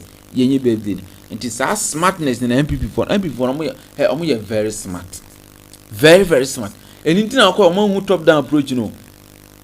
Anything I call one who top down approach no. Majiatum, Makwajiatum, when I make a catcher. We are a delegate, we are police station executive, I'm a patch top down approach no Majiatum. Once a monk away. Men are men catch DJ and catch say or Maji top down approach na. The moment ya muji date in 2 manana muji top down approach in 2. Don't we bring money so? I trick him. I trick him cry, I trick him. And you top down approach no eba. Date na muji 2 munu chire say. Muntimi organize the police station executives. Aba. Muntimi yimpa info ni nyina nwie because mu be wie na nam se moko August 2026. So when you make it no but this time around there mon pay for now you very smart na mum say smartness no yes you be di code di akere mo na mum anigi amunya ne say omanye no ye no enfa nyi kan Agyapong emfiri mu they say oh abato oh koto abama oboda achi oh koto abama oma oh koto abama oman Ghana oh koto abama Ghana be yi oh kwa koto aba ama wan kasa wo man Ghana ayeyi. The whole world Ghana na the center of the world. The whole world Ghana yene wo the wiase nyina yene wo center no so no wo twe ai say ahoma na wo twe wo di kotia wo di kwa wo kan buma eye tema ene kokopie ntina Kwame Nkrumah sheda eye tema wo sisi mfidi djuma wo tema na nka enye resident committee 1 committee 2 adente one development committee 3 wo jato mfidi djuma no se hono ben port anti storage akese no enne matonton sase ne di ama individual sifie chese mpanfo no ya adwen wo fom ye nimdie wo fom ye nyansan wo fom temade nka wo kɔ hɔ na adwuma na wo kɔye entina ye no tema moto we no wo kɔ tema na adwuma na wo kɔye wo nkɔtena hɔ enkɔda hɔ ebia hotel makomako na sisi wo naso ni hwɛ sase amanfo atonton hwɛ ne yaye no Kwame Nkrumah then time no any nuclear reactor wonu me kire no enti papa wo ni tie Kennedy ba beto so be bie ndwuma ma ya wo sese number is 0542914775 betimi tell our request na about dwumadi no sina baba be kasa edi amaye na so so edi wa kire wa adwena ona bo kire Japan de say ya mbompa ya na say lusi na ya boka gu one by big time cry eni kwan say lusu ona bo kire Japan because we lose Kennedy dia we lose bibia wo biase we no so on me kire no we lose Kennedy Japan we lose bibia wo biase we mo because he's a man of the moment and one who need draw we mean bibia waka say bi obeka bia no o mean hello chairman good evening. Yeah, good evening. Now I want to say nyame adom bako we didn't be akasa free your favorite godfather say because of free US. Okay, United States of America. Me bacho enumere honorable Kennedy akomproko Japan hon komo na ebi. Me bacho woni Kennedy na wate ne din poda. Oh, me name ne pa. Adanse be na be dia fa Kennedy Japan. Oh, Kennedy die. Dia me he na bra boso de bomb me bra. Hey. Chairman, nyamo nyame shira wate. Me je nkwase afo be 10 fie de kan ho. Na nyankopon ma onyi. Because me university ana me start e follow no. Okay. Na me share the way or ye ne niema baby a so sha see free here. And like a niema or ye na me catch up and say no, I have to follow this man. And then also help me because well, you will be whom you make us say, I already I really not send anything. But the real Osifa near Mana, so make us near Massa. It's me share MPP. Me papa AM company for now. Okay. Now, Miss Anna, me Mrs. Kunya. Omo ye fie na no mo ye meeting. Etia ebekwa kwahye nkonwa akoto nsuo ni ade abrel mo. But eniema ekọ na nim no na me hu de omo ye. Because obo say youth way every school. Omo nyo madwen say akwa radio o ye MPP ni ti ye mo na insha ha. Okay. If you be kokrampo no enya dia obi be fiu obehwe no na enchenchen no mo e fa enchenchen fo enti tambia na medwene ho se nti ya nti na se niema we e kosa enti ube kun ho edi omachi ebe ko campaign ade ado ebi abekwa akopra ni ade enso omunya konya position na eno ano no but here Kennedy senior oye ne niema ono at the age of 30 and o sha ase ede ni sika ni ade sha ase fu partner aba besin ne eti even you crowd yem fa ne say obi ye teacher ni obi ya ba adwuma anaso obi aye na adwuma how many people am etimi aka say we dey party no hunti ma memfa 100 cities emwa party no obi anya sa ade no bo no no timi etam ni sika kese ye obi getbe etimi da e de ba be share party am a party na ba be do this time na sa do time otwa so aba yes ye mfa ma no no say etimi kofa obi a wan yi ne couple anhye party ni yetimi ye nant me mpanifo nant mi ekodi na chi say ono na ye ma na ba bedi emle konzo a mpanifo no majority of them Kennedy abuom edi esa na je say MPP ni mo aka sakra no ye ni no krewom ye appreciate obi because so obi be appreciate o mean is ade a wo ye ma no nani eje anas se nani so ana o se dwumadie bi wo ha o se ye de ma ba yenhwe youth say Ghana ebe yeda enyuma no correct ana betimi ama Ghana ayede because obi ekwo adwuma no oba no discover abusia na ni je so ono awo ne family ketwa so a omo ni je ono wona fofo a omo ni je because we kwa adwuma ba ema ensemfo kra esusu because yenhwe nse kromu a yenti ensemfo esusu no say we kwa na adwuma we nko jina baabi emosri hehe so it is any manage me ekoso Ghana ade a ebeboa ama ebeboa nso ama investors nso aba because if business ekoso a ewo man mu a obi abeso no nso be ebem no nso be establish bibi omunna among all the president a oma betwa mu ni omo wo so ni na no obi ani wa owo sa akoma no anazo owo sa vision no but Kennedy was sa vision no so no there nen DJ adwuma ho obebie adwuma and enye so na DJ adwuma ho keke se obi adwuma ama na gina no ama discipline so abam because obi ono no ekọ adwuma na se okọ na omu na aye late osa ahia omu there and this time buy kwa log in no log out when he found out ube nya sa de no I just approach the ya no mo yes na chi say leadership by example yeah leadership by example onu an kasa bakra o discipline no na mat more obiba you see and see I don't know why MP before or me absolute youth no like delegates not to the extent say or take Kennedy assembly or take Kennedy in Capra or Mubuafu. Now we bibi. Kennedy Zunya Gabi. Uni bibi. Niema sanse mu nyina ba ne so. Kennedy Japan sem na start ye na nyin ne. Wa hu omampanyi Kufour. Omampanyi Kufour ene Kufour ado. Kufour ado ne omampanyi Kufour na protest ye. Ena Kufour wi ne Kufour ado. Ena ka che se mame nko ansa na wa ye le. Waba. So hu ne me kire no. Na Kufour be free su no. Kufour be free su no. Ena obi ba mu aye frɛ na Alan no. Afi no obabe nya more support.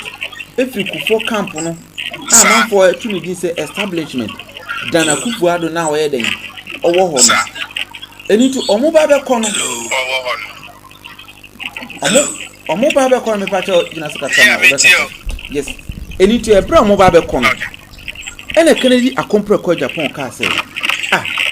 Na Kufour do yenim se Kufour firi ho a Kufour do na eye den eba papa wo di ni bibia support Kufour minister call ye kwa wanje kasia da enti ade nti na mumma Kufour do enko ba jo utie me aha ehwo no obi kokodi entro de kire Kufour say Kennedy Agyapong support you Kennedy ko Kufour fia allegedly osaka ne pen cast no justice must work the prevail yentimi sisi obi e party Kufour must work must go na wo na Kufour so Kennedy gina wa chicken den ana Alan egitin ana wo ka kire Alan e wo nipa nyina mu a video a record se mi free wa wo na obeba even 2020 na do so e wo ka se mi ni ho a Alan ne be den e be gima de e ba ne se akofa Bawumia se ono na e me den e me shim enunti na Bawumia ana na do so ka kire MPP for say you people should look at Kennedy Agyapong. That man is unpredictable. That man is unpredictable because he stands for the truth. So if you vote for this man and he comes, you cannot steal any money. And that is why these people have planned everything. Some may have voted against it. On the Bawumia started thank you to na okasa the bashin and ado. Now so omo ye allegedly omo ye meeting. Omo ko meeting we ye ba ye pe. Bawumia started and my boss. Once one la market nana do be MPP delegates should be very smart and shun their eyes. And yes sir. Oh yeah. Yes sir, you know. And because the moment yes sir dear na man because Bawumia this is a message ben or they call Amagana for and this is for Yeni Juma or no episode here, and this is for Yeni. It's a message way. Oh, Gogaje, Obia, wet me a $1 apart from there. Also, in fees on now, $1 cost on Emra. Assembly. So, when to only message behind you say, Ghana for delegates. Omo Mujaho. Because Kennedy Kwani Obia, obet me at a partners. I see. Microphobic because videos so Kennedy no NDC for the debate and do you know that Kennedy prepare for NDCs? Yes, anything I want kasa for prepare for NDCs. Anything I want fight NPP no. Yeah. Or the omo some papa. Or the omo tanesi omo image. Ama ono na fa ho akwa. Omo adwene say the videos mum never but mu nim say Kennedy no ebet me I say omudi. Oh, Kennedy dear, NDC doesn't want Kennedy to come. NDC doesn't want Kennedy to come. No, they don't. Delegate VT was sent now. They don't because no the message in the so is it delegate VT was sent now catching? Hello? Delegate VT was sent now catching. Yeah, it's as someone American they say, as someone American they say, yeah, they knew but yet I'm watching. Mr. Mumma or more delegates not getting no more fast message no more. But there are someone who catch on must say more.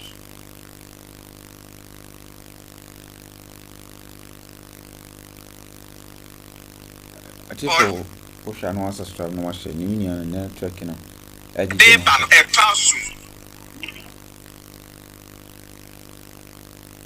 uni ato asomai ana message no why konsua Ghana for ebet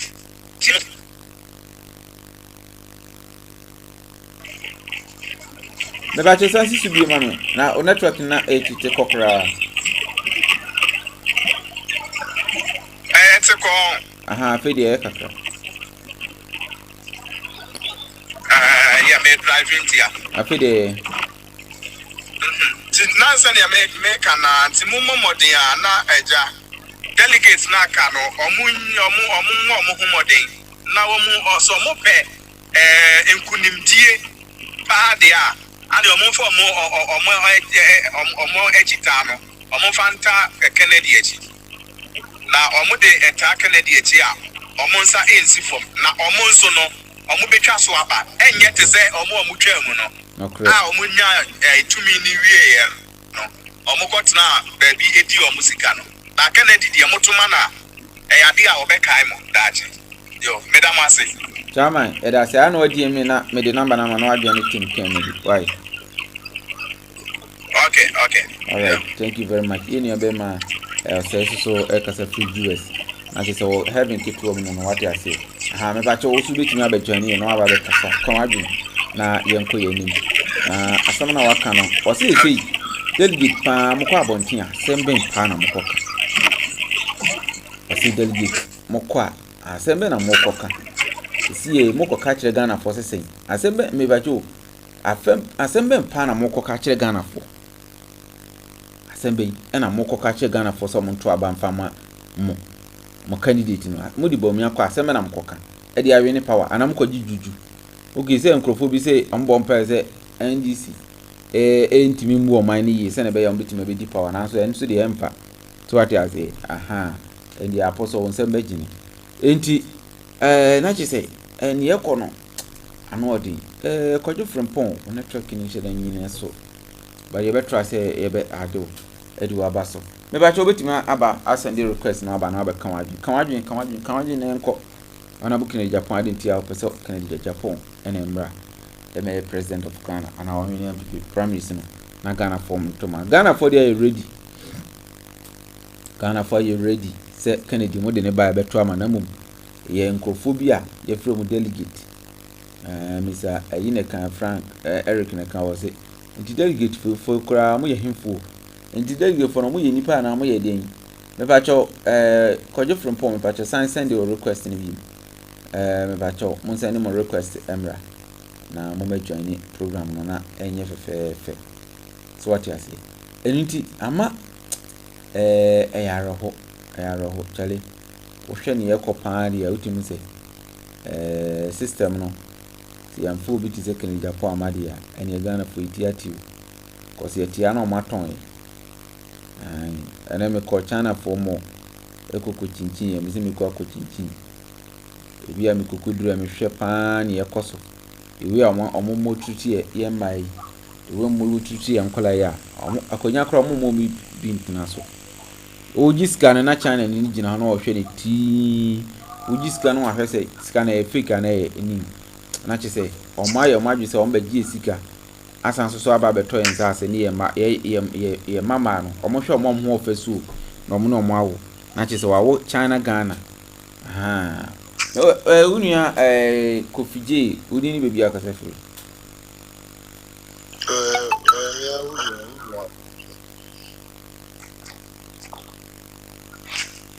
me am so share life no man. Okay, me no be making big. O wi ana waba be my update. Enra ye see na yeti se mo hene no bebi akwakosi. Kofije mi ba cho be kasa ansa na uni aboma na. Oh, me tie mo mon kasa eno de. Okay. Bawumia semba na makabi. Esi Bawumia semba na. Bawumia semba na bezo kabi.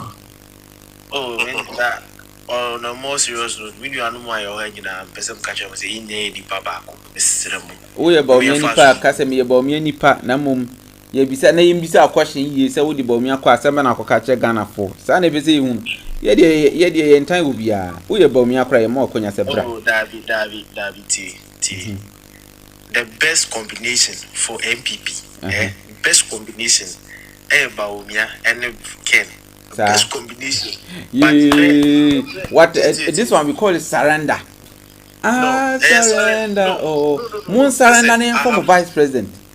And no cry consideration. No. The reason why Bawumia is better as president and Ken is better as the vice. They say Ken knows Kennedy Agyapong can never be vice to Bawumia. Say Bawumia they bet me deny a vice. No, it is possible. Because all the never Ghana fund to Bawumia as president, Kennedy as vice. Ghanaians will never vote. The way you see Ken, that's the same way other people see Bawumia. But you know what?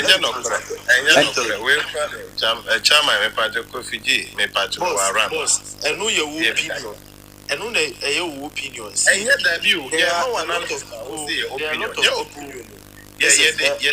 It's okay. One by one. Kofi J, what they can we? My mouth 3 minutes. Kasa we are. Minu abe man so beba no so abekire ne de. Enti wo di Bawumia kwa abonti si aseme na akoka. Kasa ne ti o. Oh, Kofi J, so microphone misrew. So microphone. So microphone. Kofi J, let's go. The reason why I'm saying say I'm for Bawumia is that Bawumia navigated through all the hardship Ghana went through. So I feel when he comes, he is supposed to come and prove to Ghanaians, say, I really deserve the chance. I was really a mate, not the driver. So, Kasa said you, you be at mystery. Bawumia is a man of integrity. Okay. Me bacho Kofi J wuni bibi. Debi a me betra me kase Bawumia is very intelligent. Me bacho what say me kan bisa. Oh, me dem mente. Debi a me pa me say Bawumia is very humble. We need him. So what I say. Nobody should insult him. So what I say. Na mom Ghana for no mo beto abanama MPP di awe ni power no be president. Aseme na akoka kire mo ye aseme na ye ka. Na make a choice say. Ye nyina ye ni say we good o. But aseme na akoka di awe ni power. What I'm saying is that Bawumia saw the problem with Ghana. And Ghanaians think as Ghana for bebre na. Sometimes TikToker say this simple you see the youth defending them. Do you know why? Ghana for no omuji na nado ani Bawumia di to the sense uyi yesu fi okorampa omuji na nado disi ubia. And I'm telling you, but the youth were highly disappointed. That was the mistake they made. Do you know that during the Bawumia and Kufour era, economic hardship here by a lot of prime ministers in other countries are resigning you. I don't know if you heard of it. Yes, we know all those things. And let me tell you something. You see the way Kufour carried Ghanaians through the COVID period. Masa, if it was NDC, things would have been worse by now. And that's why we love MPP. Yes, and I'm telling you, say the reason why I feel Bawumia is good for the job, they say he has had some experience better than Ken when it comes to the presidency. So what I say. And then secondly, what I will say is that people love his intellectuality. My name said the way he carries himself. Do you know one thing? Do you know one thing about Bawumia? Do you know one thing about Bawumia? Bawumia cannot take decision on his own. Take it from me. That's what you think. He's just a respectful guy. To me. No. Listen to me. That's my opinion. Do you know why? Let me prove it. Do you know why? If Bawumia is a man who takes decision on his own, bold decision. If I talk about decision, it doesn't mean he doesn't take decision. And Kobeden is a strong man. So what I say. But the decision I'm talking about, the bold decision that he's going to tell them, hey, you guys should let the election be free and fair. Don't let people have some perception against me, Bawumia. 2, when they were going for election 2023, they beat a land candidate or supervisors in Bawumia's hometown. What did he came out to say? He never even rendered an apology.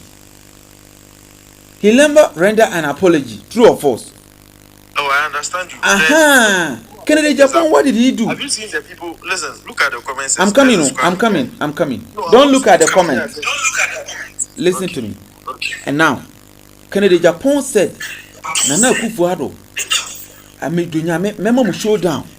Someone Yaman Kufour. was very wrong, my brother. Wait, If you are aspiring for president, don't be so we were talking about life and death. Oh, are you a Northerner?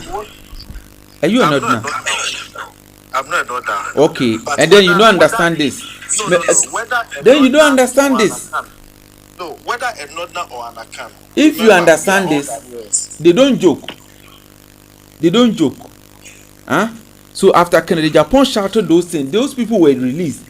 Alan Chamantin didn't talk. He resigned. Alan Chamantin didn't talk. He resigned. So let me tell you, we love Bawumia. Nobody hates Bawumia. But at this moment, tell me, the election, what they are doing, okay, what they did to Kennedy Agyapong at the police station, National Delegate Conference, entrance, is it good or bad? You've asked me this question before, and I'm saying, say, it's bad. Okay, thank you very much. And that's why I always love you. Listen, it's not, no. That's why I always love you. What if it had nothing to do with Bawumia? What if it had nothing Yes! It has nothing to do with Bawumia, but he will not come out and condemn it.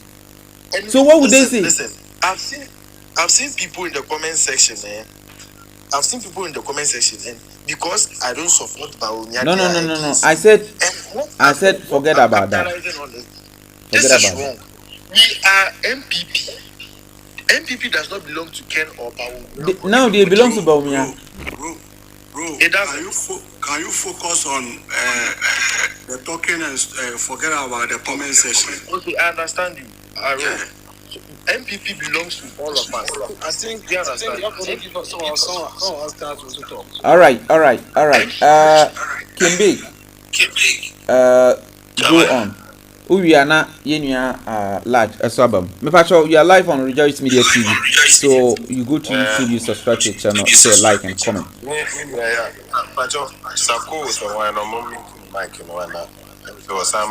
All right, let's go. So I will do that.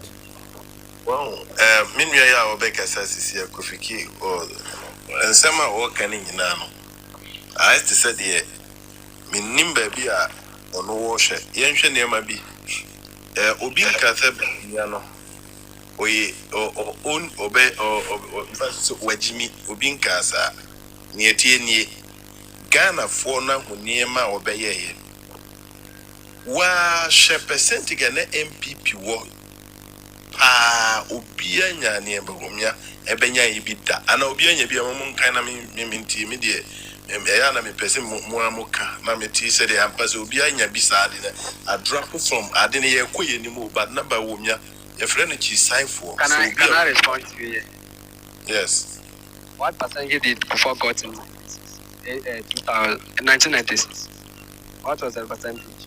We are talking about number of votes. What is the number of votes and the percent? It's the same thing. And you're the same thing. And you're the same thing. The number of I'm coming. And you're the same thing. Number of votes. The number of party members who didn't go out to vote is different from the number of general party members who didn't go out to vote.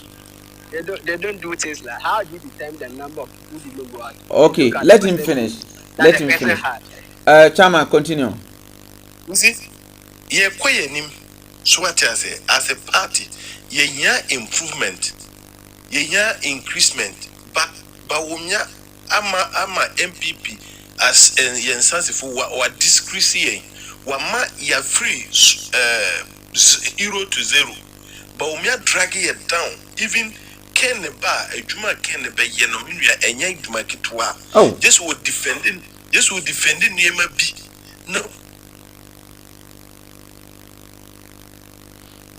Ati for sure no subscribe no share na dama. Onu agina ba bi na network ne titeko.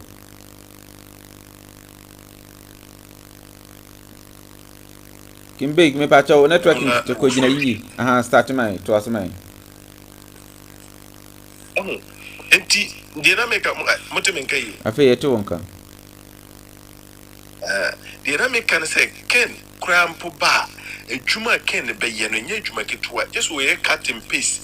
Na obeye adwumaden e wo so defend baby no we eyi na no na papa yi Kofike no waka se me no say wasan kofa Bawumia ayi ba ne demo no ba say mate asem eya munja mate no mate ne Jessica mate ne catcher driver say driver jina ha na obisi mate ne timi catcher say fa we me fa we enti se mo ka say no ye mate no ye hwan no ye na driver see yen kwa adwuma mate wait me akasa na ye disi an ma na do ko hen me ba che to asoma me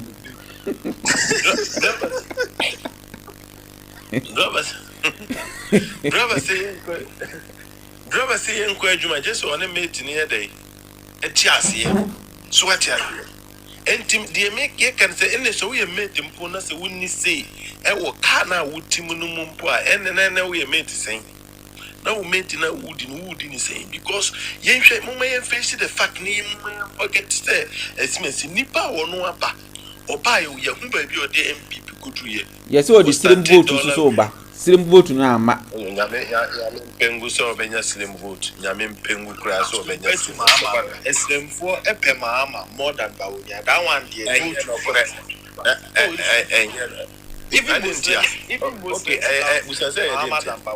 even Muslim adentia because listen we all know say when it comes to politics it's divided in this country we all know say number one Bawumia ye not na me ba to bo se hwitie me Bawumia ye not na number one no number mama so ye not now number one ai Matias ye nya abotre to bo se me ba cho amafo be gina so nti obi kan obi aka be nti unua no mfa ne de nsi odruso anaso aka o de nsi osan so ye kremoni ene ye kasi ye hwe northern regional nkremu kura ahodin ewo ho echen mfansi asante regional enti se Bawumia ye nodna na se osan so ye muslim na muslim so adumniti wo honom che asante region ha na se Bawumia John Mahama etimi befa mpache multi sakono na uni sama ifisa that's what this fa John Mahama na ono ye Christian no ye Muslim onye Muslim no ye Christian no ye Muslim ni no timi befa wo Muslim ni no a wo betimi akọ mox akesia kwa ye bayi wo must speak Qur'ana na enemu ono ankasa koja ka se mi ame Kufour zongo fo se ye beto aba no amame la show na nsasifo so what you say minua my enchero wade bi enye se bia eye do Mahama eche we you we no ye hu se bibie ninimu niema yente bibie ninimu dinte o ma yen yanfa ma ne se number 1 o ka kire ense dollar no o wa chine the key na ma IGP number 1 no ono na no to nyeme o wo Ghana bi o ka se wan tie na ye no o ye trofo no bosrim ka no kai abotre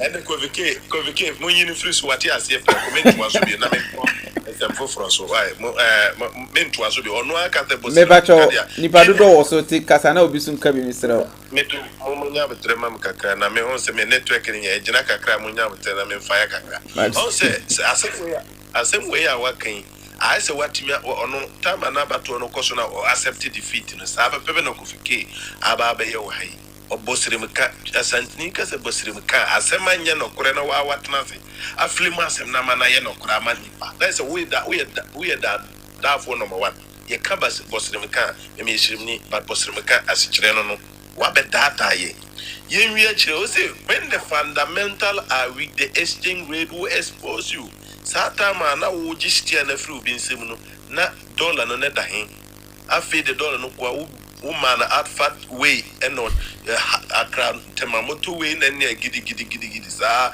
no dey call ya go to 18 from something I got 20 cedis per $1 o Ghana ha o habi yemfa no nto nchen yehwe Bawumia etime ka kire yen se ono de digital na no e de owum timi gina hwe Ghana ni mu di atem to futuru gwe ni ka kire se one Ghana card so won for to che interchange sebi you to so be papa we me do nyame minua wa obedi papa we agibia na se ye ka adrop na wudi mutiti ban kofike sei se no wasi awi asem ne ka se bosirim kan na ye bosirim kan o ka kire Ghana for enu nti na Ghana for se there be you bosim can I yet you tum Yahuni obey and Yafi no wakushian be before Unko school for Frobia, the Unim that Anana Sandi Echo and Titanaho.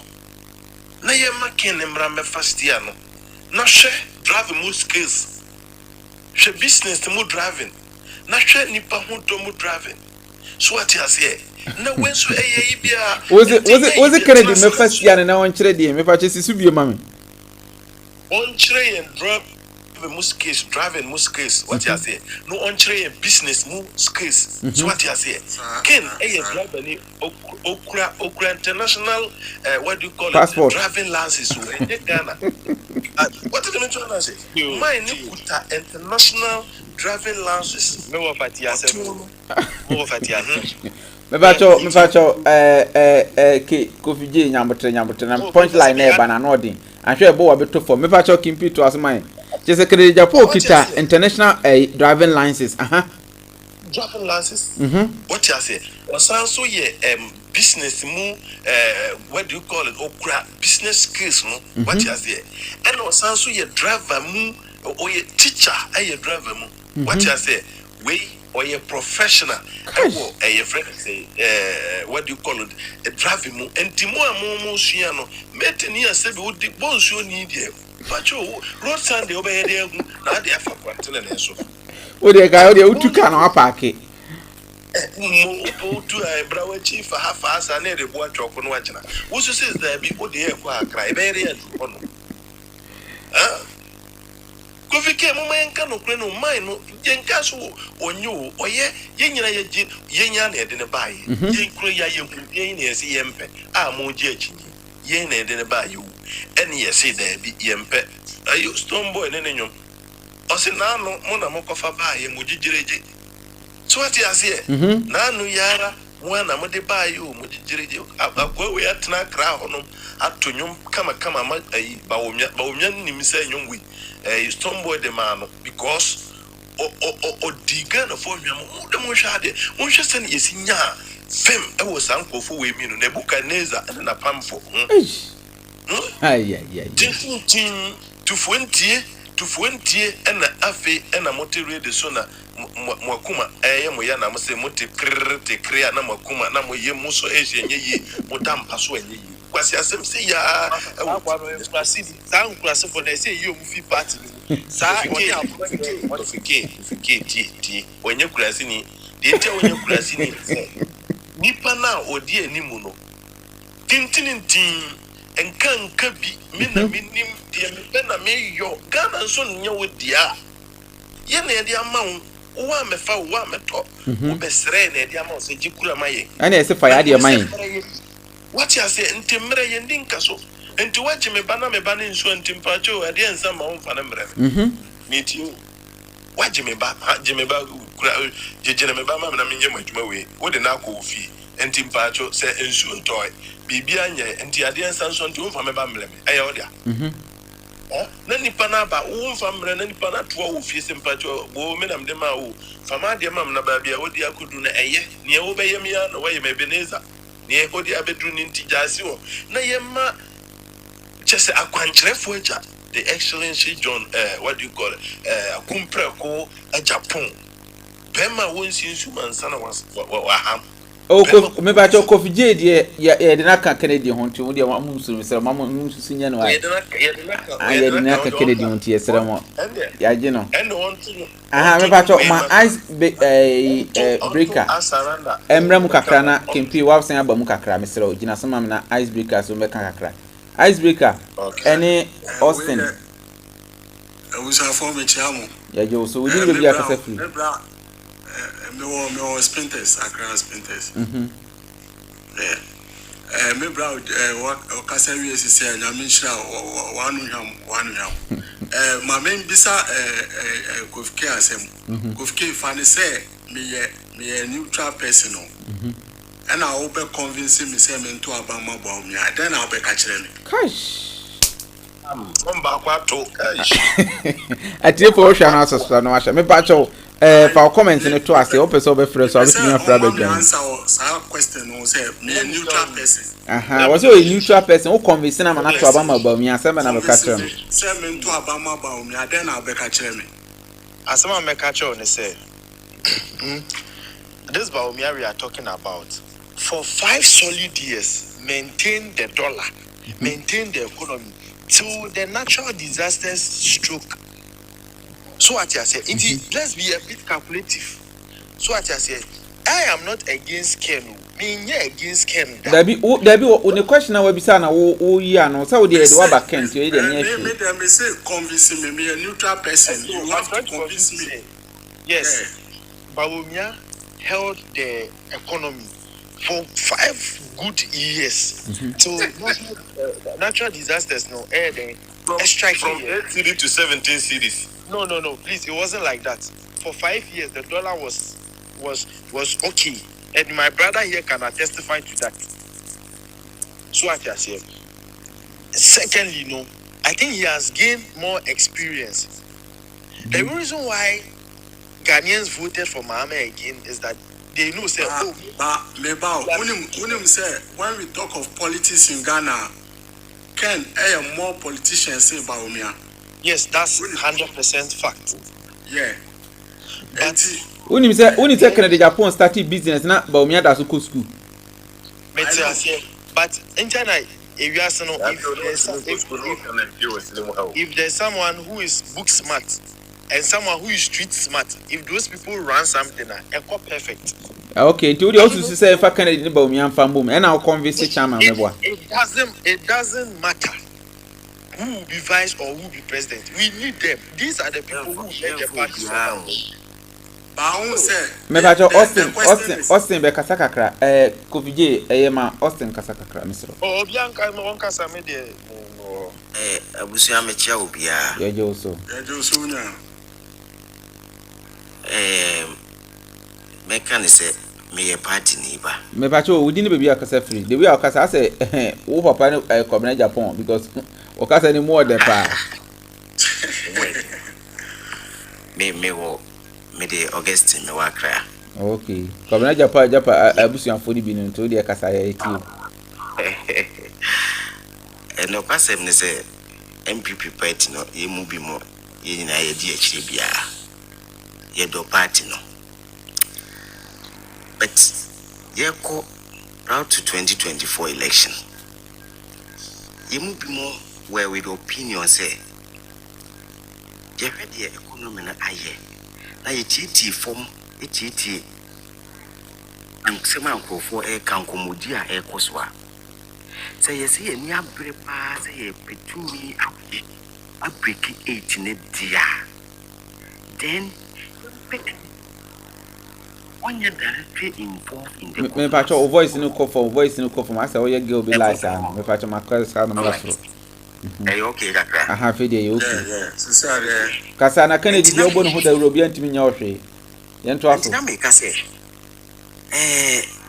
said the economy na ye no enti anka ye mpe candidate a onye directly involved in the governance and say ye hwe ye mpanyifo mu gina ye nso a obi a ye beka say onye directly involved in the Nanado's governance honorable Kennedy Agyapong. What you say? Ye can say we na ye mpanyifo yi ampa muwa efa kuntu na se ya chinchim abano edima Dr. Bawumia Obiba JK now yes Obiba JK mami bisa question back yako internal contest ama Dr. Bawumia anya 100% endorsement will northern sector hono then na yako national contest ko to aba Obeko polling stations be na Bawumia 000. The question answer na branch bi o top o de be mamu. Enya den tia 000 enya bia ye ni polling station executives for wa omko endorse ya na. Oh me ba misro o de mama no nsi. We chire o pepe say internal contest na ye kwe no niam bi antwa yie. Niam bi antwa yie. Enkofo na omwo ho na akra no enji Dr. Bawumia entum. Enti minua yesi konfubo ni sikuru bebo a otimu bi honorable Kennedy Agyapong ye hwea enuma a wo bibie wo Ghana ha I don't think say papa beba bi di oman so atena wo say oman no entity pansam na entity pansam ani nyuma na obese sati akokuru ben so aha yenhwe bibiye as MPP4 ye na ye party man say ye ma party ni akono a na ye betima wene ye nuano ma like ye be kan say floating voters ni bi abeka ye won ye tindi a win election yenhwe bibiye pa. Dr. Bawumia is a fine gentleman. You can take it. Ubia and Tino. Yes. But if we are looking at winning power 2028 here, I'm telling you, Dr. Bawumia will not help. Let's be honest to ourselves. Oko from Utieti and Komodia Ekosuna. Look, say Dr. Bawumia S. Bima, I'm telling you, say the defeat, ever change the Piermono. Say, I know I'm penny for say, basic swan cash or ma. I bet you, sir. Yamamuna, ye be no. In fact, at a point in time, you knew me by agents and Naman Kuye. Naman Kuye Ghana for be a poor fool. Oh, say, your policy beat to say, Ubia only say, we go 8 years there, I will say way back. We go 8 years, I will say way back. When me by agent, and the first term, not near my okay. She said, Muhammad, you one more. And near my far better. By a bar second term, because a shank of 5 years old. They said they try a last term in Tino. You need to catch more than a juma was a year. Your mind. In my party. Obe coach a Jubilee House and Kufour in Namo. Here and there, ministries have a contract. Sikana, they Japan Jumato because a shade trim say, you try 8 years a video, a belus. No, you belus who are in a candidate I didn't ever so. And you be a teaching mom send for a penal and ask for empeno. On a book and a deep party. I hear to my ding at the Abua party at Chepa. And ye wa DB says say Monaco yes to was there. So being a vice president penani boss or copy or so best or say no. I was just any money in a MP Obi Kunu Penny as it near May MP by election. Sabu Ombecos working Kumosa. Emwa. And Timinia made no crepa and say 2028 year ekwe. Ye popi obeti maji to Miyama MPP. Ye son honorable in Agyapong wa ye besa akwo position biem. Infantu ye timusa. I see. Infantu ye timusa. Hwe ye ka Kufour bia wo se ye ma omo priority pa wo party ma. Meka se ye son MPs ho a. Ye nyi obia. Now Yamamu ye bebu ye no at a point in MPs ne yamfo man ye hwe. Kennedy say omo contract just 2 million Ghana cedi per no mutimi nya bi enfa mo constituency but o kan mu fi. Ye ka Kufour a omo bua doma no e ma omo to abama party a ye MPs o because omo ti constituency. Mo gide no mo ye adwumaden a ye beto abama no amo ebia so ne presidential candidate so. And this uncle for ye boom up on Fiana. No, your party ne my priority to even CEOs cry more than the MPs. CEO or your wine.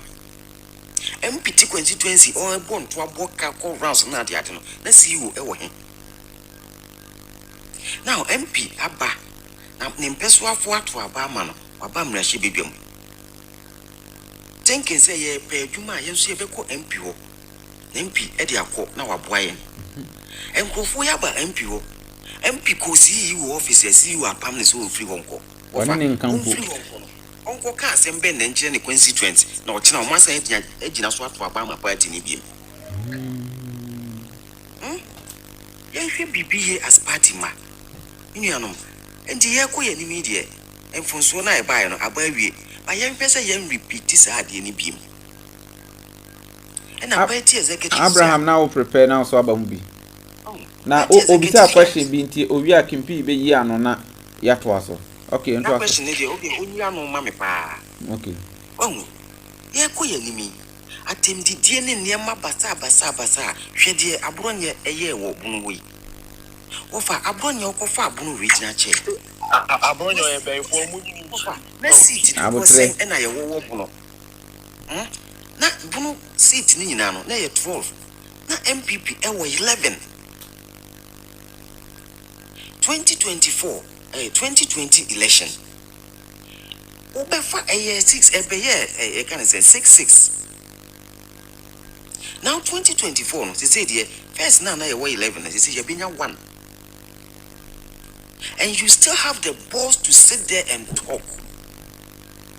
No, say you will be a say be when you are there and ka wo ankasa ka ba na we si form. What fairly MPP kuno ewo bunu mamu poto. Enti minuanom enkomodi a yedi ni nyina no. Obi ntan obi. But ye nyina ye hwe kwan a ye be fa so a ye betimagi tumi afi NDC nsem. Na se ba ne san so dia na kwan na Ghana fo esu frɛ no. Uyi onabo keneje Agyapong si nchen a ye nyu obi abiem. On say onabo steka kan say ye ono nko ade a anko bi chusu Bawumia. Na mmom ne yefam fo ka no. Abo papo so the same thing. Ye true. Okoba bia de fom fo ka look. Say Kennedy eba me say ye nuanom NDC fo no bi kura bi di na chi ato aba ma no. I'm telling you. Oh, and there's so much. Eye numbers na ye de ye. Enti Kufour bi a say bi sheep you know timu bi o ka ho bi na nema adi ko sinke ye. So something naba ofa ebe de ye. Enye ye. Enti minu akakra meka no no. All right. Onua kempi yi na no na ye koya nimu. Obisa question. Pacho ombusa question na mama biem na me mfa mra. Question na me bisa en say. Ye ko internal contest. Dr. Bawumia enya 100% endorsement. Ewo. Now, a true national election no. There are polling stations ewo wa. Yabekonu Dr. Bawumia 000. Now, the question is, and deny any party executives who command 100% endorsement na. Where were they? Yo, that's a minute. Money yo. What kasapa but my mema wo asante fo bebu bi yesi krama ekuro be kuna etona pampam so na be wontumi ntafre. No kre. Akokon so ene na mabonten a ne che echi nanti no ye de aburu ene daada na ye de echi ene sevita frache sebi okwasia ene wo kase ye de menyonko na ye neme memba no tafai dinti na me busa be we ma menua monti ni yi na me mamo niema affect Bawumia ye mistake bi prewo no to na no mama affect MPP party no na se wasan ba bi ma ni nguase be firi ho aba no me ehona me firi so what you say me one off me no kesi me niema from Boku from Boku infant started from Garu Timpani Garu Ankatha from Widana Boku Zabila Binduri and the other places Saba Besi Tamale me minim niema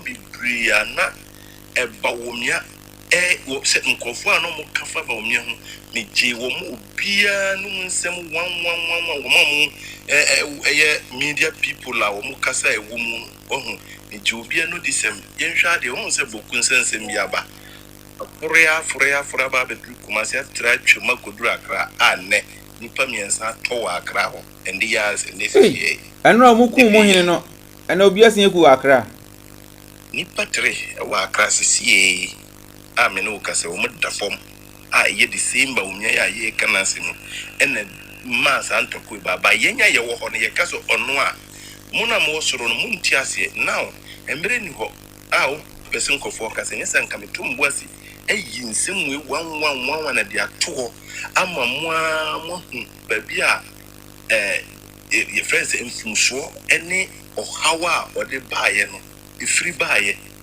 northern region ye peaceful people ye peace a chair ubia wo Ghana ye ka peace ye peace je ubia now hwe niente ama saa de si ye no Bawumia de sika ena be ye dey e be dada nkofo bi ena ma onya 100% na wo kama ebinum toe na na de tieni oba no wadi nkan ko hu ohin ayi e Francis se kru bi obesisu bia no no akogu peni a wo ho a wo hwe e hono mo fancy ye no ye believe ye traditional ye culture nti ye wo abusu bia ne baby abusu kesi bia de dada do ba no be hu a odi sika ne brewa a wo ye obeto abanama no akacho me de mumwa me na memra sikani na mo so ni mpefese no a wa obetumi akobo wo bra enye wadwuma nso na ye de akɔkye wo ho enti no saa niema na akɔkye wo ho enti no saa niema na ma Bawumia wini nkrofo bi so hu now wini nkrofo bi wie no afi no wo kyerɛ nkrofo na wo wɔdaadaa wo mo no se mo agimi because ohene ya wo mo de no kɔbaa yo ho a mo na de ne baa yo Bawumia party baby as on comporte yourself. Na ba akukura wanya be almost 80 something years nti mbrantie wu ene wu young guys ayakun on nyimbre wa krawa ure be hu ayase fem me support killing me pacho omo ye kusa asefo na omo ye mon principal I want to confirm ne nyamba I want me no cause tu no da so ko koso ho etutu no da so ko a enye se bia bosire mukate se de kofike na side ben mama hwe kro ne din no na yi make eno na me de ye life yi no problem we ye be drop e wi a tichirechire nsem na epese ye nti ase e ya disua na esua na kra ewo mu na ye wunim na woka enti ye de ye ka say it is alleged aha eno de confirm videos no wa pictures no about kro na I escape to make a credit, I escape to make a crab. Idea, I confirm that people are your videos, some a year above on things, no press so much. So, this how we need India, ye cook the green with the nice with the now Bawumia and the man wine, Omoko see, and 1 good year, 1.5 year, not or Henning Timimba, Bokuano Metanasi. What a mobile corner. And omo kache Bawumia se ye be kwa batu na omo kache Bawumia se wa mwa ama ohene na amandia ye nto aba ne nyade anfa mawo nipa kakra bi odom kuma bi a sebi omo kra omo barrel boss ko pipa kra obenya flo kro enu 200 o tum omo kaye na omo hene wo walwale fo efre no e kache nse se na omo kan wo so wa ma ohene na nkode a ene ha nyina nso wo nyewu eno no so sebi tafrate one side thinking eno ko dwen ko benkum wa mfa de fan ka ho eno ko yi soja force yen ko fa na mara ena yede ne yede yede ne baaye to omo de ne baaye da omo de ne baaye nipa baako 18 eto from that very night minu amunti babia Bawumia mistake Bawumia ya enne northern region onnie ni munyam enye ono nkwampo yenka se MPP party ne ennie ni munyam ewo northern region senke se ono na eba dia ba se ye ono enye ono na se obi na eba dia ennie MPP party ne besan fa ntuma paire afra enti we enama obi ehu se okay so de na ba dia o mamu ha kakra yi entina ukofa ne ba ye se omla dia enne na sa na tidia yenso yentimi ma wo umma power na wo mfa wo tumi no emma metu ye so sa emma ye nkotogu so eno ena emma sa ne ma we e ba ya 00 na nsem nwa bi wo a minni kura up to now ma dwene ho aminti ase minim nwa me se so obi awo obi a wosi na nan ana nipa be 5 bi a ya mo kɔhwɛ battle box so eno na ya dwen ho a yenso ye nti ase no I was so ase ono na kai it is possible what you say ono it is possible because I won't try so no I guess niema me can no crato kwame nyabotre e be kan about Ken but was it na me maye hu ba bia yesin to no free buy 0000 no buy e bin si da since ye see kabi mami kabi amambu besin ne northern region and I say boku en impatem MPP nya 0 da mon ko so na mon ko en so amowu ya sebi kwa besin se nipa ko mu sebi yenhu ba bia ye be wai na to no waba benya 00 wo ho eno na nche ye monwura bologa kakra na nse ya ne nkrofo ya omo ne kusasfo anya dendende sisi ya no omo san ba wura bologa honso ayese bola suja no fe sa na eba omo nso ahuri akina ti musa de akwa we ba biwa honso 0 no betimi apimo ya intasem underground filler ena me de mamu kwa me be 0000 enti eno no enti sane ma we ne ye na nsema ehunu se onua ni o ma mo ko hwe na bato na yi ne ballot box so ma no kra tutia no ti sane pa we o mo ko na report be na o mo de bre no enti o mo we ye sure se o mo fre ne kazade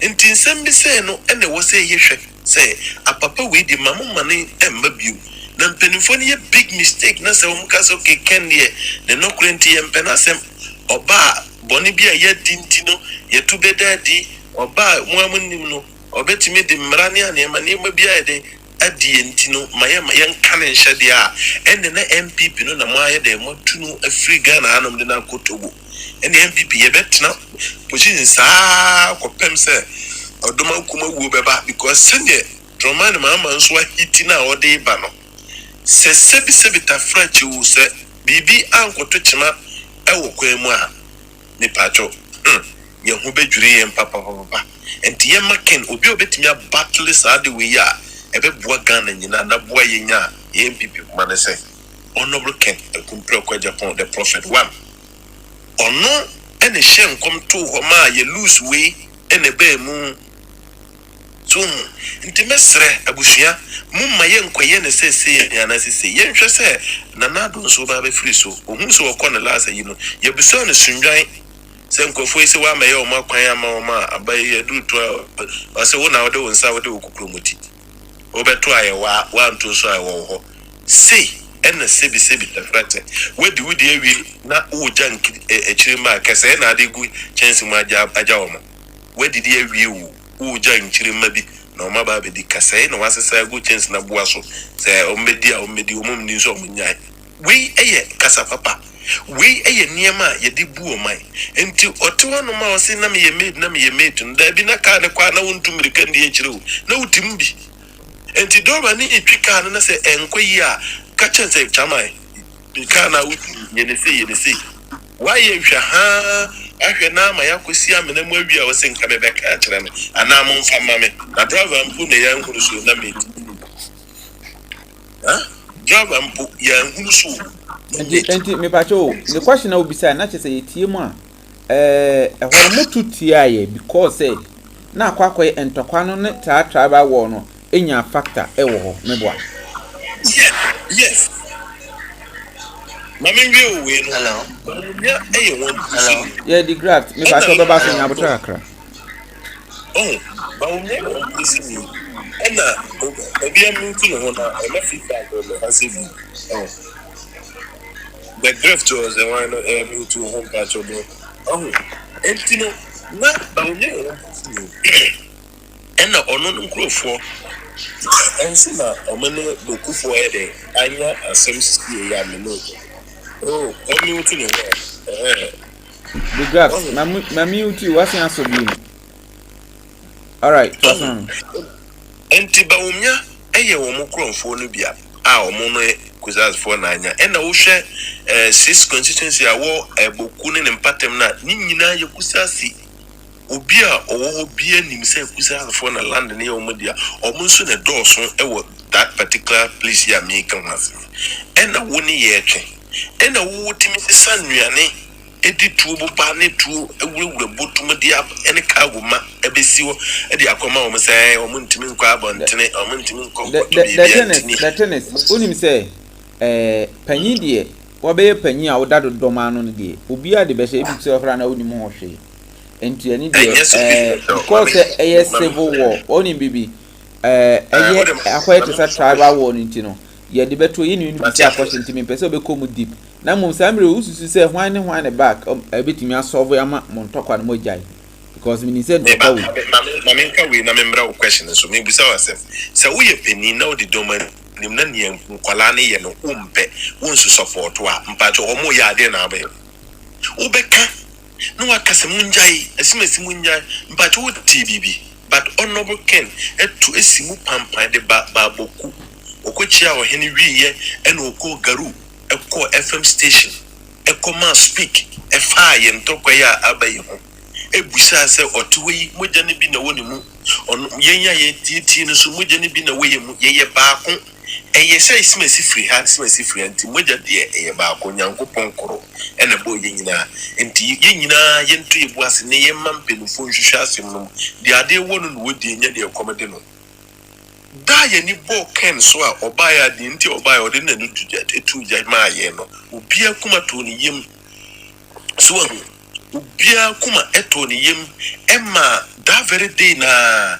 Yenya MPP a boy sini bi kwa ma mo be so yi mu ma ye bo friends say parliamentar emphasis pata ya yetna so e penti ne MPP kala that very day na awo Garoot mpani so hu kesie pa ye ne big ani ye tiwo ware ni ade wo ho a boys ne ba obia ba hono ma na niji obia se ma o kan se ken pa betimi abeka zinwi se bi ono krampo no onye nodna but now Bawumia wa we ye di mu no waka wanu atum se wo se ene eni wenu mu se den yo yentimi ho ene we ye din na nipa ewu so enti se ye se mpenifo penin tena fie ma de emman kola nwi nanka ye bu nanka wifo a oka ho enti because of say wan ka bibi no se enye ono mpo ene support wa di enti na anwa sense didn't where di wo number 1 bi yanko da chi ono ane papa na dey asem we call your friends your friend court your friends say Supreme Court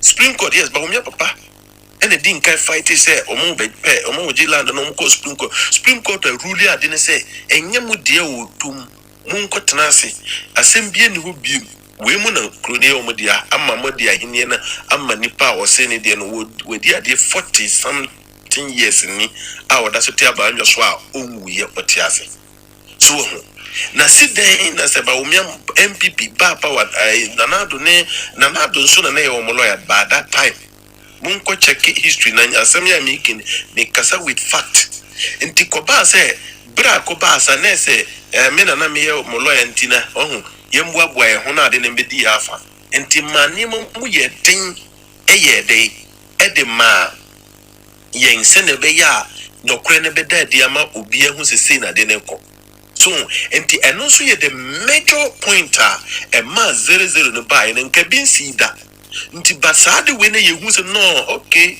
na se woni ye na etwe dia ye ma ye mfa ye kukuru mutinkotim ma na wo bra uba no apia ye ne akọ Togo dabi yempese be disifa ye nimu ntie pe Ghana cities na enu nti ne se dabi ye se be ko go de enne nka kona no mmom no mfa so wo nti ubisa ya menua na ne ntie 00 ne pie mu no secret ni nie bi fufuro bia ni baby so bi ka bibi wo baby fufuro a entie no we any the true fact na me nka kyerɛw ho na me free me furu ma hye ho na me tisi ya me no kase but matia me na chikaka ntino mesre say ye pese MPP party na yesa but maminka we ye nyese northern region ana bokunu ne mpatem omutan MPP enyesa obi anyim free ni trim say MPP de yesi ne say Kennedy Agyapong na ebadia mo be hu changes because John Dramani Mahama ba ye no yes ye hu ye problem no solve no hu na issue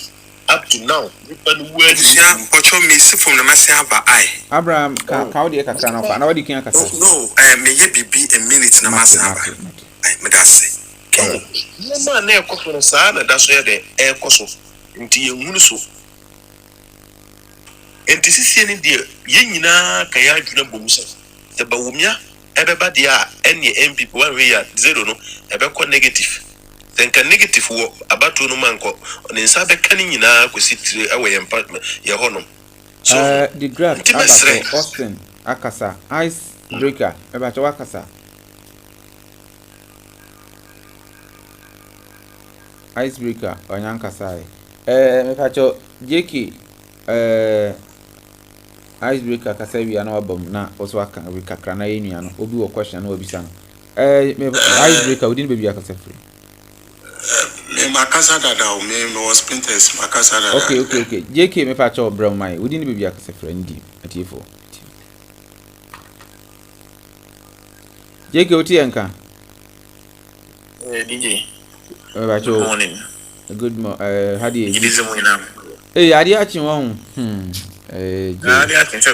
Okay. Me pacho with you. At year 480, you are live on Rejoice 101.7, Rejoice Media TV.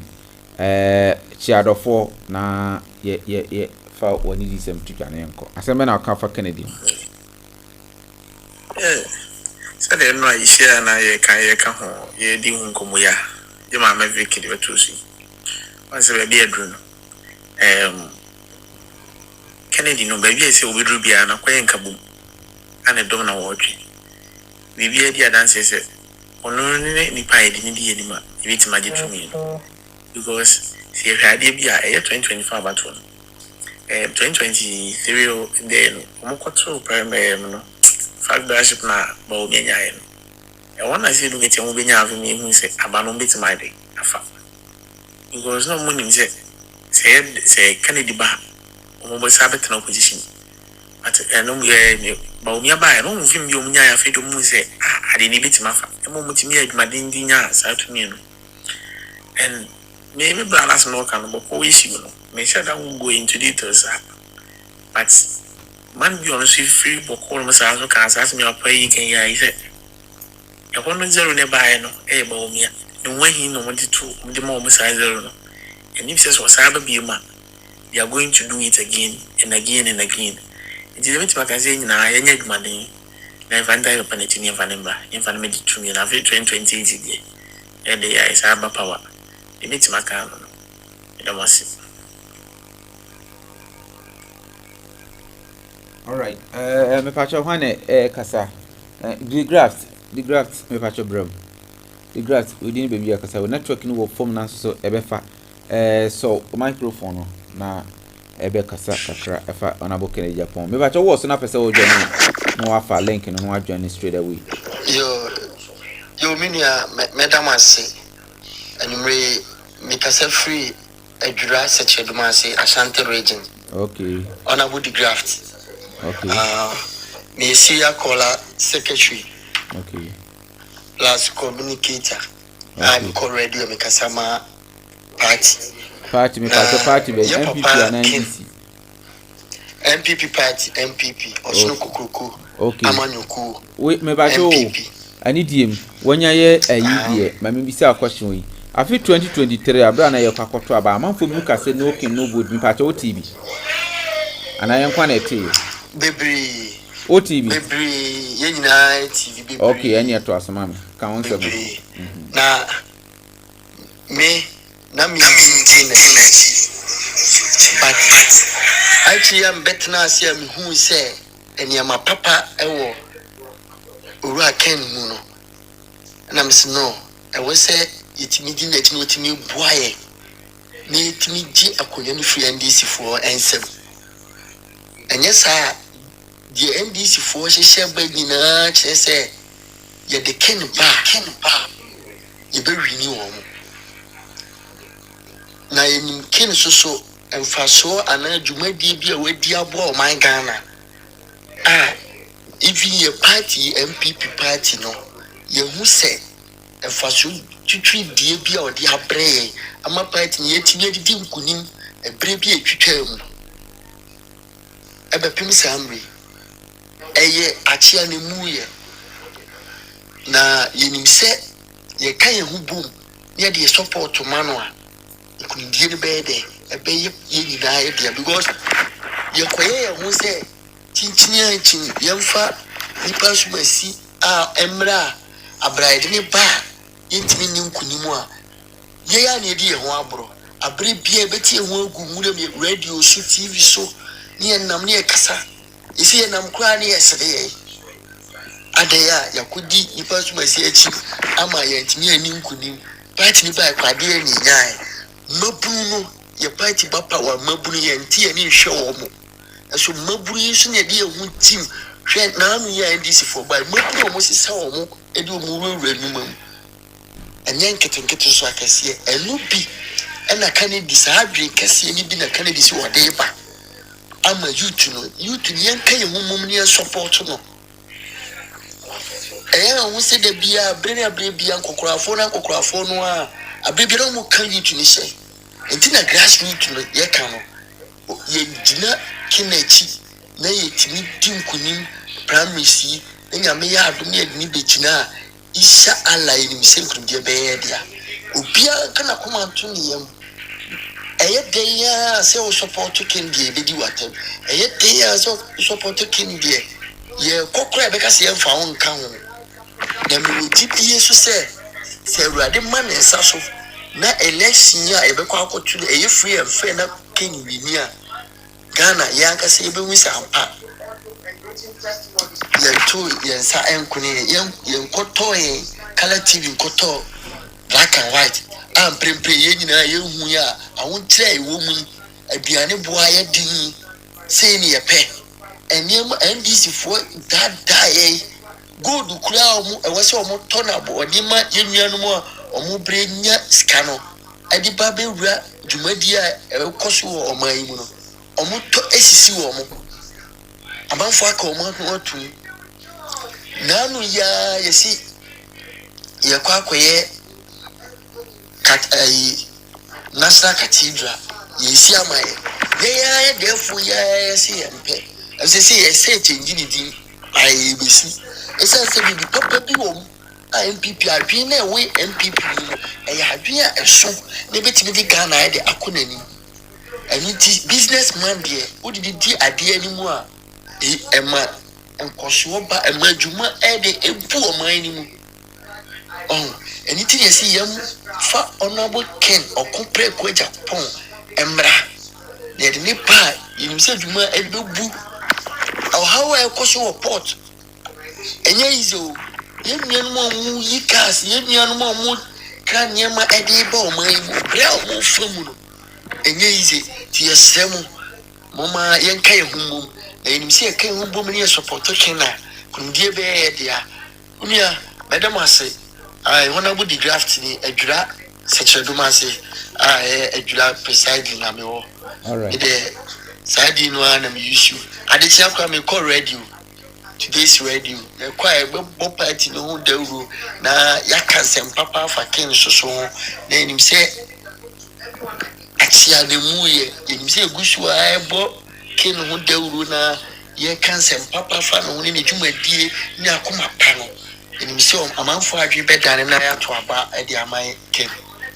medamasi yes you da say na oko NDC mu die mu aye de because me nkrofo a me nkola na me no mu ye adwuma boy ba ko no okoko gina youth organizer e won ni mpesu ase na owe ni ye ene yamano ayi waye ni constituency ona mo de na ye waye boss e wo ho e kire kwanya amanfo eni eden ejiso me ba cho hwan ene eduru no so onkasa na enko yani oboy run I think say fina ana Fabiano ba cho obetimi abaso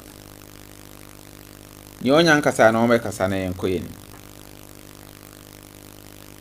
hello emi adu mo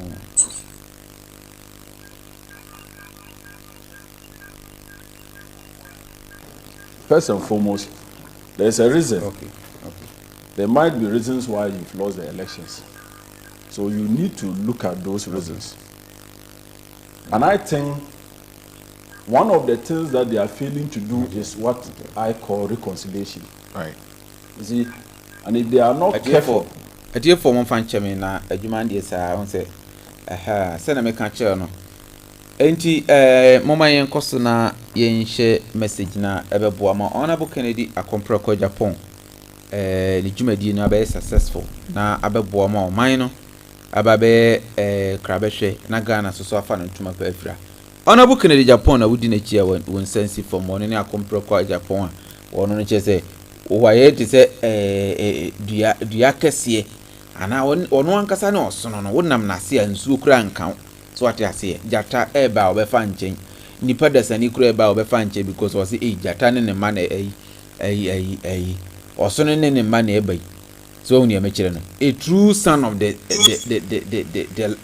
elephant any Kennedy Agyapong na kokotwa preko ngoma betare osono ho a wo se woye osono ebe de na yeye emfa wo de tare kura entare won osono no na bie wonu mu bi asantefo wonu mu bi Kennedy no Agyapong wonu mu bi Kennedy no abunofo wonu mu bi Kennedy no voter regi wonu mu bi Kennedy no EVM rofo kura mu ja wonu mu awrade nyankopɔ papa we di na cha omreda Kennedy Agyapong nyankopɔ nhia na onya okese mesi wonye nkwasiafo be 20 mfie mfa nka ho na onyini nche na mabo my Ghana because Chama Fabiano you're welcome your name or you calling from 25 being count man why also on father in count man onye nkwasiafo be 5 mfie nka na so ye man nye 25 yango ponje ba o mfie be 25 in count yambeba onia nkwasiafo na bro nye di kai Mr. Abutre adie bohwa no subscribe no ahye no aha oba ha ye gie ni kakra ne chese ade ne eye ni gie enye tambia na be straight so what you say nana yeah me ba cho din baby akase free ye frame nana we afia tenten okay me kase free o ya repa nana we afia tenten me ba cho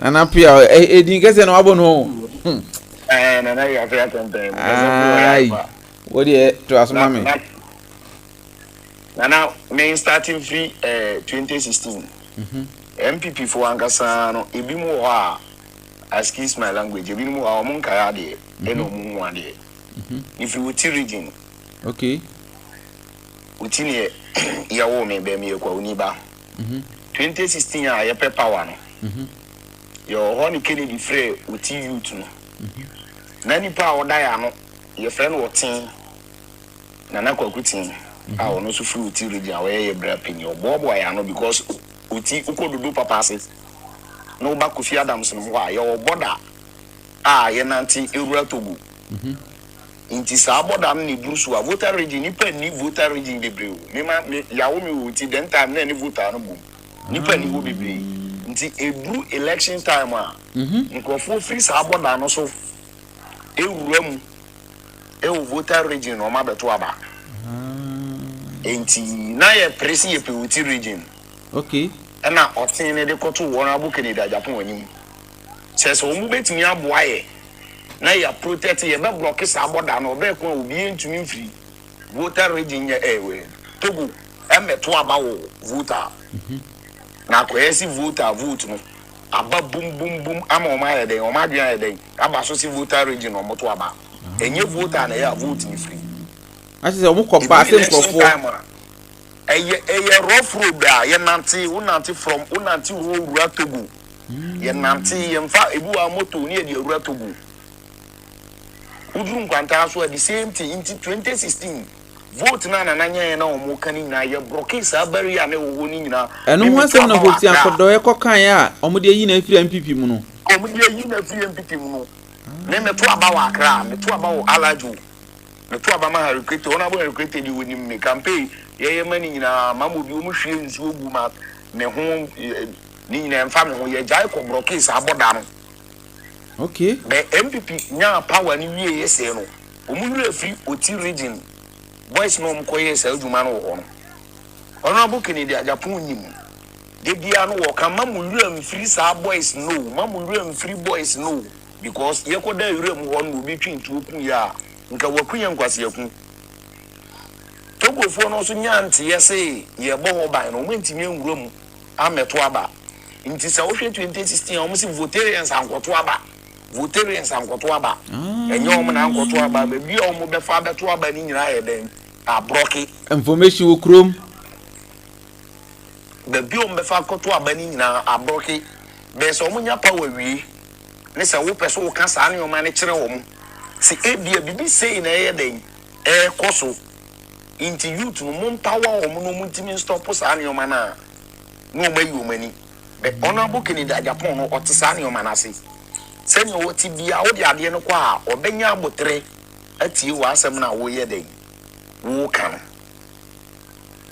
en wo tu ho anamo 2024 election ya yelusu yi senya ye we ni koye we yi nani sa post ni nyina sa we ni nyina wo de koto nani mu a we yi nani because the omo dia ye no mi angasa me mitidam se ni misu wa kumu ama party ni several times a good time anka ye wo se ye fie de ye ku ye homa no de omayi wo mani mini pa bebre frame nana sese ye den afi ye sabe kwa na me se nipa na ebe kwa akodan no sa nipa ne na ya chechire ne nsa gu nachi ye yi na to nchen nti de omo de ye no kwa wo be dan ko ne nchen ko ka kire ne sei na ye den koso ye nten be bi ye be free mu ba bi a no mafa wa mu vote Muhammad atwe Bawumia mu na che say any 2028 die Bawumia ba ebe te say ebe te say yi no ebe pomfrete me say mu pushi Bawumia ba mo de ne ba so me nko abontin ko e campaign ameda bra me de beda me de bia ma se ma me kan me de beda me sister me shenko me sister asma akwaje ni ndc ntiri me shenko me ka kire me sister say you lose election long time 2022 election 2020 election ye patapa na ye de form ye wini ye lose 2020 election esa ne sesen ye mu treaty youth ni ntino me krom fo kro mfiri anko utiri di anko to aba obi ase ye nko mba ye den anya ye de we ko se police a hey ye say a hey de anya free mu de bia kene de ka ho asem omo se papa ni didi atam nipa wo ka no kre bia so ye den wo bi du atam because no kren wo be fa no kren say e atam didi no kren wo be ka che wo be fa no say e atam didi be wo ko tena se na se wo dwin na asem wo ka no ho a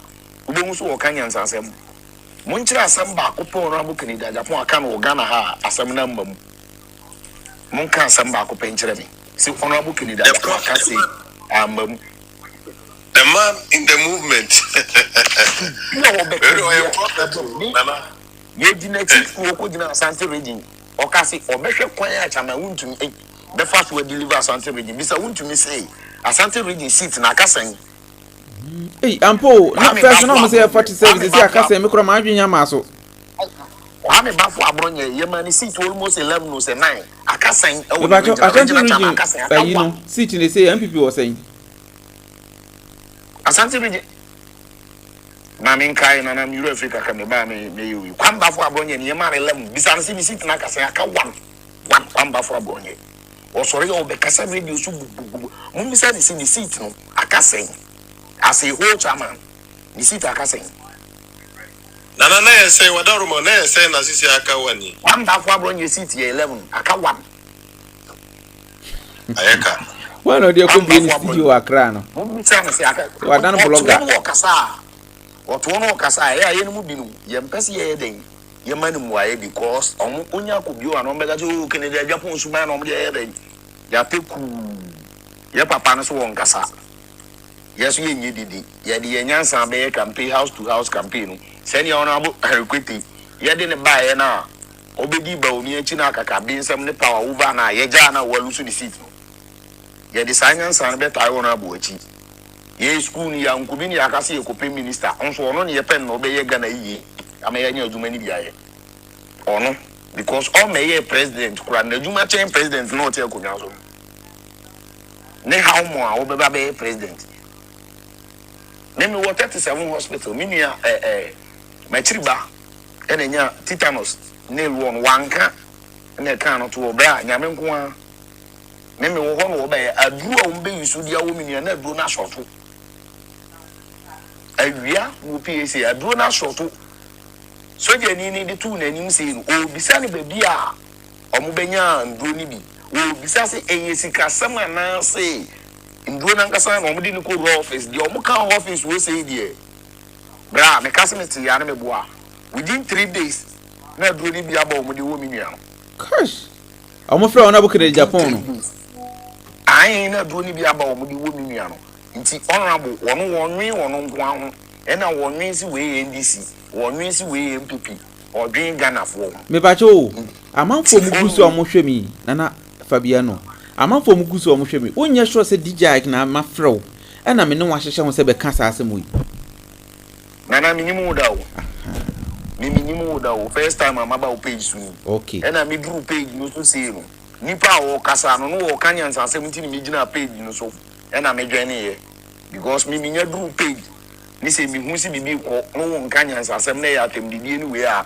ne ma free page no so ne me ye dem because no credit wa no waka enti me pa cho obi o hwemi bia hu ni se enye sika bi na makwaje na mum no kre na ye ka enti asem na o ka no he is a living testimony to it enti na asem o ka no anka nye ka ona bo anka se bi si nko ahwere ni nua enti nua wasoma nga ma hwere no kwa nana me tu se ujina e se sika bi no wade wo me wanga maka na platform tu because me dikene de tinti me kasa ti sika ni di no me ya me ni o ma ti sika ni di no me mfa nko hye kokwa mu nka maka me obi ani me nti ma me bi frɛ me say de bi adi o de frɛ me say ye ni won che suma asem because me ti no enye ho se on me di nsɛm aye den asie mu me ti no enye ho se on me di nsɛm asie mu nti wonim so wo be ka asɛm akyerɛ me no usuru na engongonza no be bia me nka me de no se wuji ska o me wa nka na o mo platform yi so nyina ate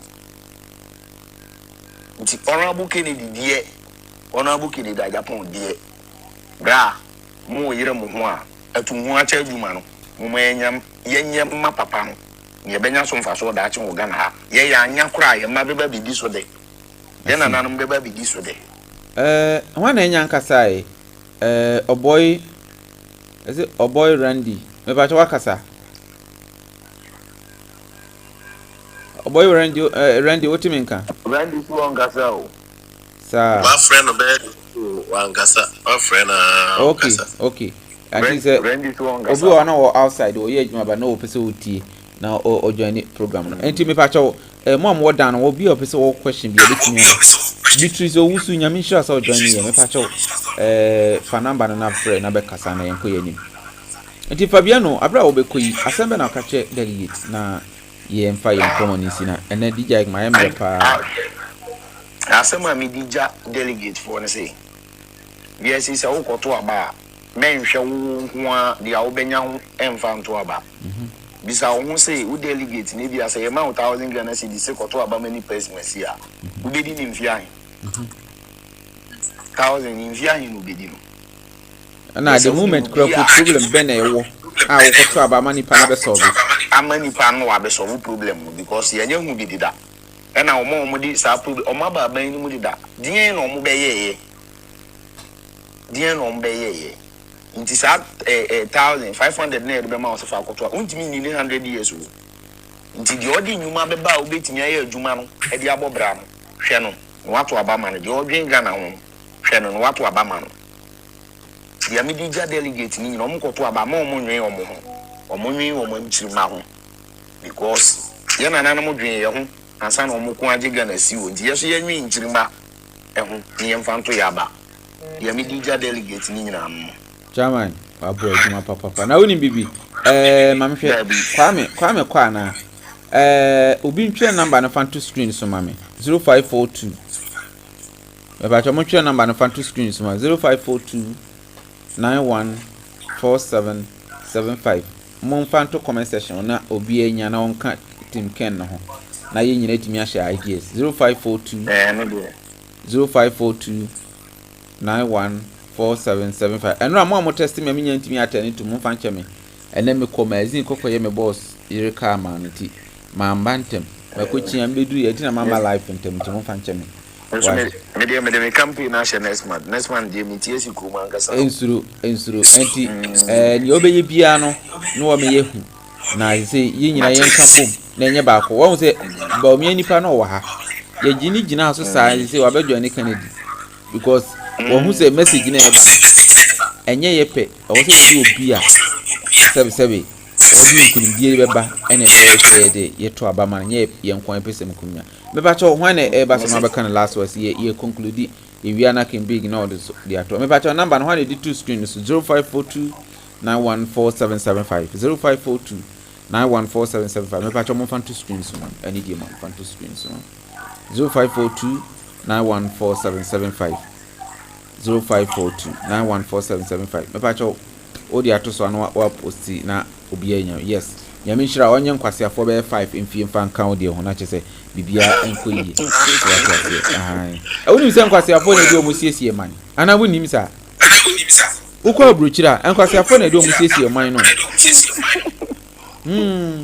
ukwa over speed e beji usika na di akwa aban ebuto ukwa bokro no a ye bechew ye chiwi a ni agi sesika no na di akoto aban kokumu bagana die sesika ni nyina ye gi akugo police for ni aban nkrofo boto men koda aban account mo oboy rent ni pati di ya kasa Good morning no. Good morning we didn't be ya kasa bacho me de nana jomo be ka se fra Ashanti region Ashanti region ya kasa mensia Madaroma piao me bacho asembe na wo afa Kennedy enyume de me tiame nuanim nyina me se nyame atom obi a hoye me gidi se obi ani wa abo obi pa na emom se Ghana be fa nto ma preference na enyina asamre ebi da so gyina aye na ya amanfo so eja o mo ne manyina mo kasa e platform to sabe na me gidi se obi ti mejiska kura no watwa ntro obi ti mejiska no di obi a ogidi se onfa bibi papa bia M1 NPP party na so man no ise ka se gyina e kwa ya diska pa na nka yedi ni papa pa chi kura na nka enye bone so no obi ani ho a waji bibia na mom de oya de pa no nchiri se for asempa kodo odi bu menchiri kakra metin aka ne se Honorable Kennedy me hu ni da nsian bebia da but man akoma pa ene ne nyuma pa ne influential nti na ma me penasa ma to the same ti so bi kan wasem bone kwa na bibi ya ye me but eja utwema manfo ke kan kwa asem nti obi ka ji me sem kra na wa edi ni watwem ko baby because I say sometimes who say as nipa ni bi was crazy as nipa na say adwene de nipa ti me de dwene no who say woni ni party biem because masem ne say NPP is a yenyina percent NPP ba power na omo ba power omo NPP ba power on be di musika no kra no ase omo bo party na bro yenya ska ne bi ni no yenya percent ni papa be di party na nim na odi power ma NPP none record ne for pata enko bata NPP wo say NPP na di ba ma ye o fa ba yena ye wo ha say na den kra say obi omo ba power ye me once di kra manya bi ani mo mu da enso so me ka mahama asem kwa na bibi ya ye me enso so na wodi achi na obetimi ko amapa bibi ba once di kra onya bi so still your papa say nipa ni bi beye oman ni ye ma eso Ghana for mani bubu so ye nua no ye ma binom ne ye nananom bi ani ye nananom bi a if you said that obetna benya so mfaso enti say ye kwa nya bibi ye haye oman ni be ye ne hia but kwa obi wo hono ma ogene ho awon tiase because say NPP omba power mo na mo jijis mo nyenya ska kototo afie wa aboche wiewia Ghana ska gu ho ne aye ni asesa ebenya saade ba yet no mo fo obi a obetimi age power ma NPP mra so mo sa abo aboro menti ase meni Kennedy no mo time na ste Kennedy na ankasa no nyame asira na wa di nyame aye Kennedy dem so mo time no ba Kennedy wo mo time na ankasa because ase papa je say nyame asira no ase nipa omo time no me hu the reason tia papa the party echi abo party di sika na ho odi abo party tadata way back 1992 obi ba anu echi ya papa yi Kufour adodefo kofa Bawumia ba e di vice ene ono party no almost the same mra nyina say mfi Bawumia because of just some person we ne power menti ase nipa no so Ghana for mo wa mo se Ghana for mpe no se mi menti ase abro ne nipa bo ne sem and I moment says I don't know why. It is a person can't be assembly more because me my imagine say so man fan a Canadian ma me name a bush anywhere and will be no man a cotwaba. To say me who say almost Yabron to be one Yabrono. You bet one now Bronabaso. Okwasi abron ye o de abro enya to din so. Ozo abron kwa na moka mo se suma se modi menti ase. Muria na makono papa no no makopa achew. Mo se papa na no mukasa anye de by last 4 years any emre bi atwam. Baby a NPP e ho den MPs ni baby a o mugina ho den. I will say no me den ya. Odo na mo fa no so wonko. Obi na no mukasa e otimi ko kasa me agi power. On say as a crazy Nigerian penny for my agreement, story to my language, say, me did tema, I say, me a Timmy who said they are missing this guy. Because power never, when I'm with the musica. Near forbidden not the power so I say, most internet time, more over some Nippona was a similar amount of favor. One young penal, I call you support all.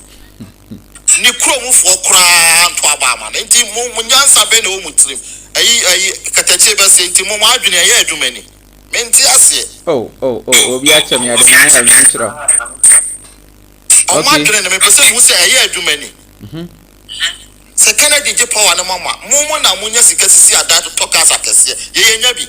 Oh, Nanny Pony was so I bet the power so I'm most in Chinada. Mentias, Makote, Bawumia, Chinipan said in the choir, why you put all? Most of them was a candidate, the attempt. Me Busau. Me busa enti bu ye nyati afie mu o se ye nyaatwom ene ye de yati afie mu ye ma edi nkwasma ti entia wo mo wonu nua ti fie na odi nsem hu na nti wontia no wetia no ai ase ya ye dina Kennedy na oba abontin ase wonse woni wadanfo bi na wonu nua bi na no wo ya ade enya on se unye boda wonti bi nka nkyere no because wo ka nkyere ase wo hete no ba Kennedy no oye ne ma oye ne yere ko be ka nkyere oye ne ma me obe ka nkyere Ewias baby e ko no say en tro na ni ade biemu no kure de dia na kare di nipa do na afa na ase because am fa won say omo ntimi nka no kure nyina na omo de omo mpapo omo na akwhye ne shoe mu a omo di na chi nti o ka no kure na ne ani ade ne di na chi because nipa e ntimi nka no kure ne nua ye from kure ntimi nka no kure nkyere no na kare di atem me say oba na odidi Kennedy atem ne de woni de kwasampanyi ba no ye oyo rice odidi Kennedy atem Nanado no odidi ana oso ompene ma ni na ni ma na mekan se Kennedy ko ka bibi a ye chiri se Kennedy ko na odidi na tema Kennedy de o de moja nyina ni mu woni de se moja nyina ni mu wo kwase aba wo mo bla bia no abusuafo nyina Kennedy betumi ahwe mo masifo nyina wo ma yeskafo ono kra no wo didi na tema ono de ono ka bi tro oja ye chiri on de onye nipa as a mentini per be as a Kennedy, the audio term, the Kennedy no, almost Wakasa, only like a cancer man or a canabon. We must almost say, apart from MPP, as a Kennedy, Nassamo Bain, Nebusia Samo Bain, and a Yasamo, one in the Bassam Bain or the other two, Ghana phone anymore, than a year Numla, and a problem the better radio Swana. And I said, one or Nejuma Semno, who said Nejuma Sem da Bontiana. And young people said about the car will be attending car. I say nipa me just say me who so madwene na me say kerosene de gina mu ba da me say na say wi ase no ayi for ayi kan ye bible mo ne kan say ayi David say Joseph say na nua no nim say o mo ton na mana kwa ko ba no mo nim say o mo komo to ba wi om de ne ko ne ho na nyame ko shira me say po bi o ma bo bia sa MPP mla na wo MPP mu a ye di yimpanifo na ni nyina on pese o mo botugu because of Bawumia no ye ne foforo no omunim se ho na omodi ko shira Kennedy omo se omo ye na ase omodi adu Kennedy ase be ya onti ma power onti me flag barrier ba omunim se de omo ye no eno nya nyame be pija ne kese na kre edi what about the omo ye bia no omo nwini hu se power ne ba omo de diska no edi se nya obi e de kwaje power na ono na hu hia na onya na opani bibi low microphone na me ka bi na wi anwase aso ni etie nie Canada Japan na omo so mo mane ma nyina na asichire nie na Kufour pese osisi Kufour ado ba Canada Japan pene oma ayi bae na Kufour ado bae Nana Kufour who said nkrofo mu di na chi nyina there's one person oye honest o ka nokre na sa nipa kro utimi mfa ntro emba nanim wonje bribe onpe bribe enti woni nananam nyina wanje na sika nkoye campaign ama no wona di sika ma Nana Kufour hu aka kire MPP for say akwa we won pentro na MPP for ni su nim say akwa we won pentro oni ntro ena corruption timi nko no fie eni se mo de ne be president a oba be bo my Ghana party for no so ayo maju say ye ba be di Ghana so ne ye wia Ghana sika NDC for aba mu wia Ghana kakra MPP for ba no mu wia kakra nti wunu wia kakra mi wia kakra eni ti no bitum ton no fie no de akodi MPP NDC achi ba Canada Agyapong oba be dura me pa achewo amanfo na adwen ba besesa the way of politics no or besesa ya adwen ame hu say nti say na etie efiri ono mutimi nwia ebiem president bi obeba ebeme o my Ghana yeden ayi ti say buruchire enu nti na omo pese Kennedy beba secret wo munyina wonim enu nti na ne party kura ya ade a eden na omo kwaji contract na ono kase da bi contract we die ne Ghana benye so a yensan ko negotiation biem. There's a secret only Kennedy knows and the leaders they also know. Kennedy ba akro no sema wo politics of Ghana nyina betwa politician who hunu se ona ma okra hwe a wote bicycle obetimi atena bicycle so free on for bodyguard ni na chi obi amfa no because temamuni wutimi to ne MP beto ne wo mu nyina no onua enti oboy ran obetimi aso microphone no atro sama amebacho obi opese ojoin ni bi obetimi abejoin ne hwana ewa hafofro anyintasem mepacho within baby akasepto can be kakrana Ghana ATO rejoice me mahwajo yemo yajo so we dey within baby akasepto say if me huntasem obi e fena akua amankwa wose I am connected mukasa na mukana obi agye tumu denten di wo YouTube dey say ya benya Kennedy nipa ba kwa be ka no yeto aso minia awre ho se me wo mi se nipa bibini wa ho se bi kafra bibini on me ya mamenyika ya ntwene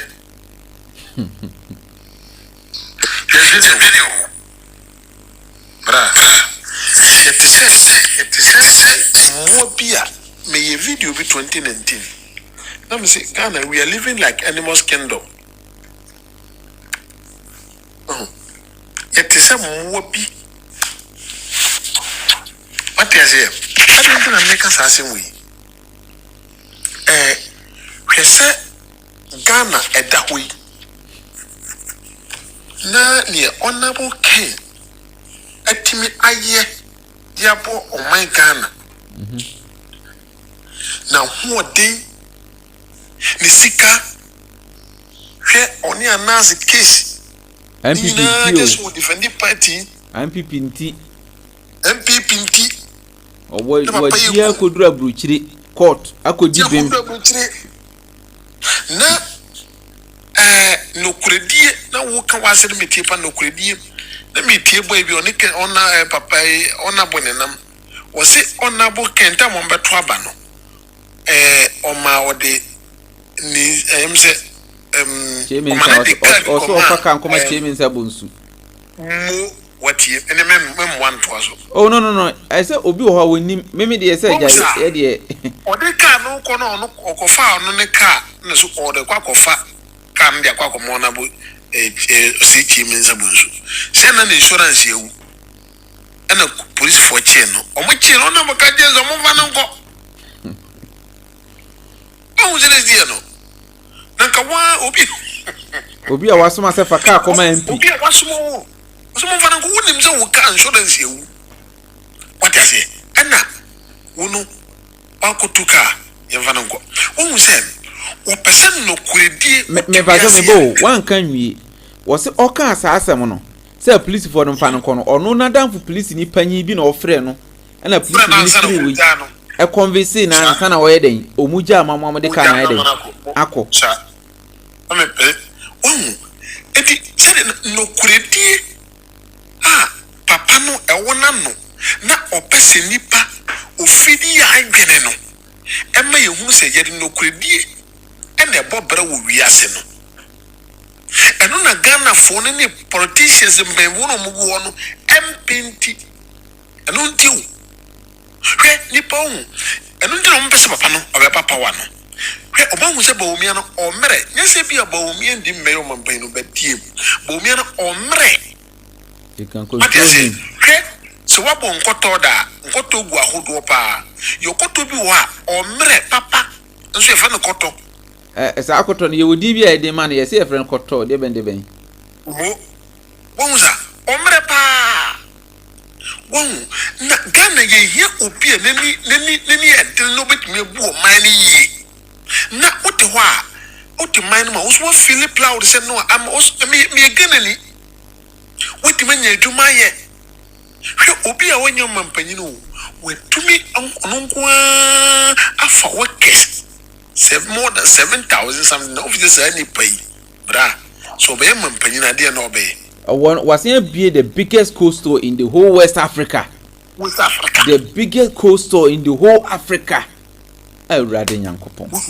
na yempe we na woni bibi afidie na wana bo abie no won nkrofo bi nnima afidie kura wa bie atiefo muntie won se kokoto fried rice Ghana de fried rice obi atobi Ghana obi ato fried rice meboa ukoto fried rice ade na omode mu no gumu no sa keke we na amoye no ona bu kan de Agyapong company na eye ni aka ni nyino mu di free China ne other countries na eba sa papa wo timi abie sa adwuma wo ya de che so wontimi bia adwuma awurade nyakopo chama trust baba ye che so wontimi bia endi omono MPP delegates ni be ko no nyina no ompese Bawumia basere be yo metimi awia owies kere go mutum na wo de just imagine say ye koto aba no onu ni kurumfu anto aba ama no sirimfu anto aba ama no bebi e wo free unya zero na me bisa say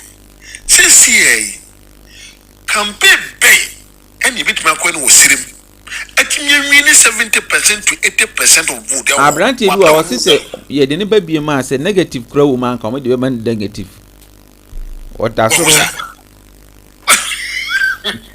Kimbi me ba jo wa ha na wada eya we ho he nda me ka se Ghana for ye ndwene no edwene bra because say am vakin ama papa wo ye vana ma me se MPP besan ko position bi a be ya we ho wo de ase wo ye kana ha ni ama wo fi ze we se wo ye call Ghana wo twenipa me sheda ye ko so papa engrofo se underground no kena ma ya abano ko omuso mondo se yen nkwa na ye ka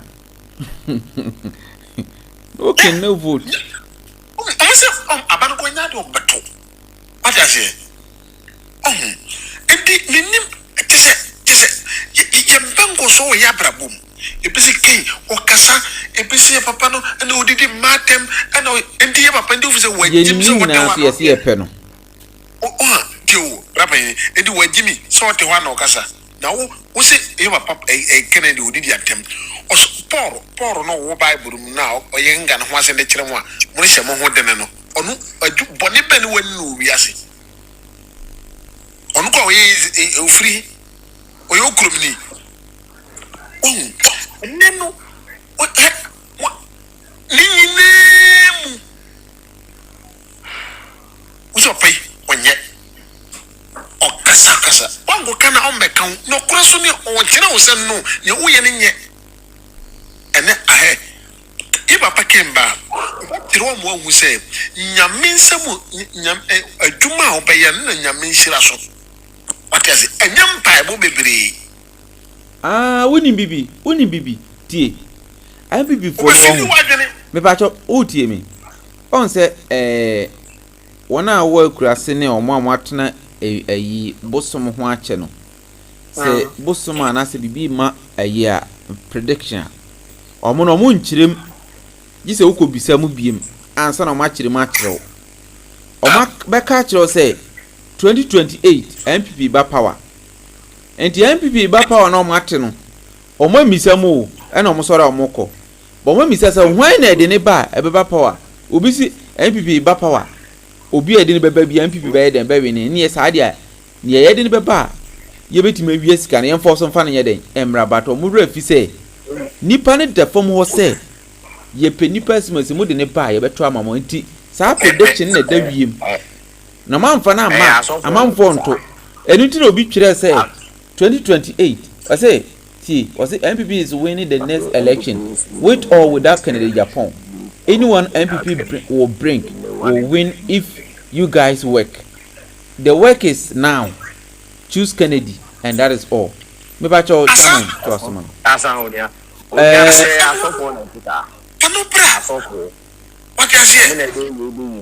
O man chire mu MPP be bapa o MPP be bapa wa o man chire mu sisi. Aha, o man chire. O man chire. Bisa de o babo udi nti ni person. Yenum bi atena tie, yenum bi atena bosomfie pen. Se bosom no kan asem chire wa. Eye general. Se o pese o ko hwehwe ma, san ko biem na ko bisa se ebe fa hin na ayeden aba. Na de na ye a ebe si hu kwan. Ni odi kan wo fa na sai no ano no. Ni nyam vira bosomfie no kra, ni bisu te ko kra. Yo na me kire no. Baby ano kra da de me de mitrim kwa. Abosomfie no kra wo ho sen asori fie. Bebre kwa wan mi ti gutu she. Me na na fie. Onu oba akokoda wa abontin ade acha ibe hu. Ana umbo hu musuo enko emfa ho kra nkokofa anim ho nti konfo no kra mponi ne yere da ade acha obi ani because obi ba onkoso abosom no. Me fru e ba nkra ne yede mi ko gina abosom na anim ka kire me say ukoyi wo boko no a bosom ni bi ku ukoyi obi yere bosom ni bi ku wusi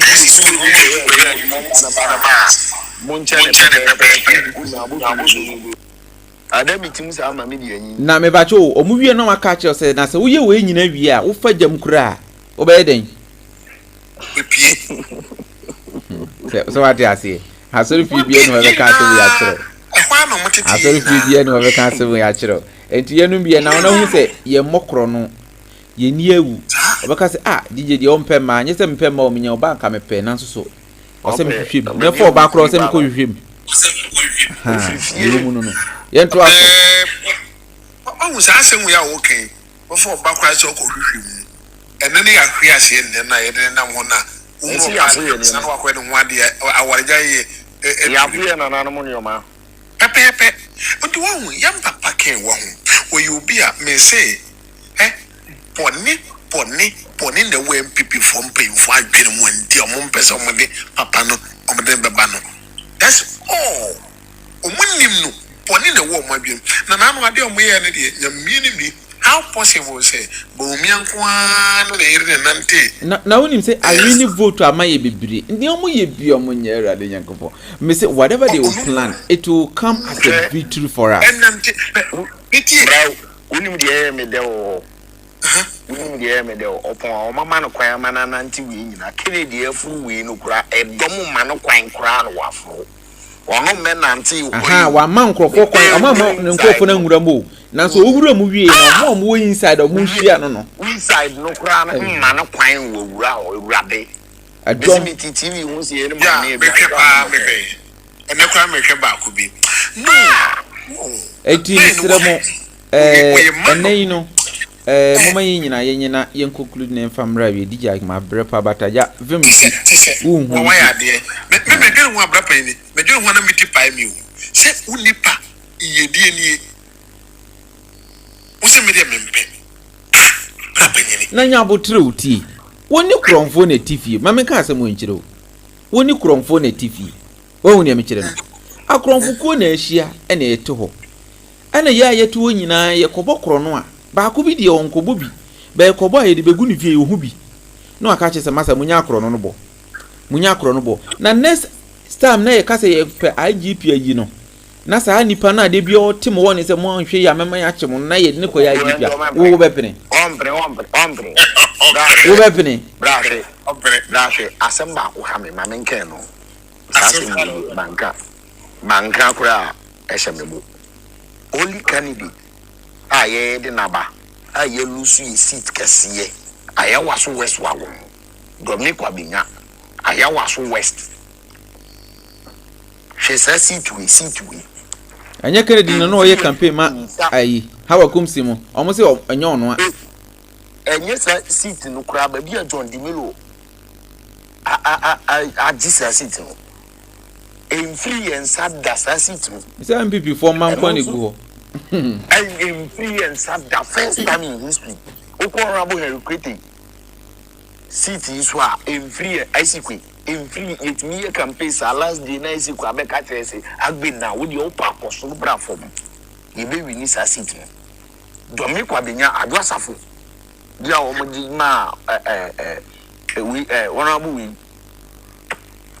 Your former, we are Omodima, bay.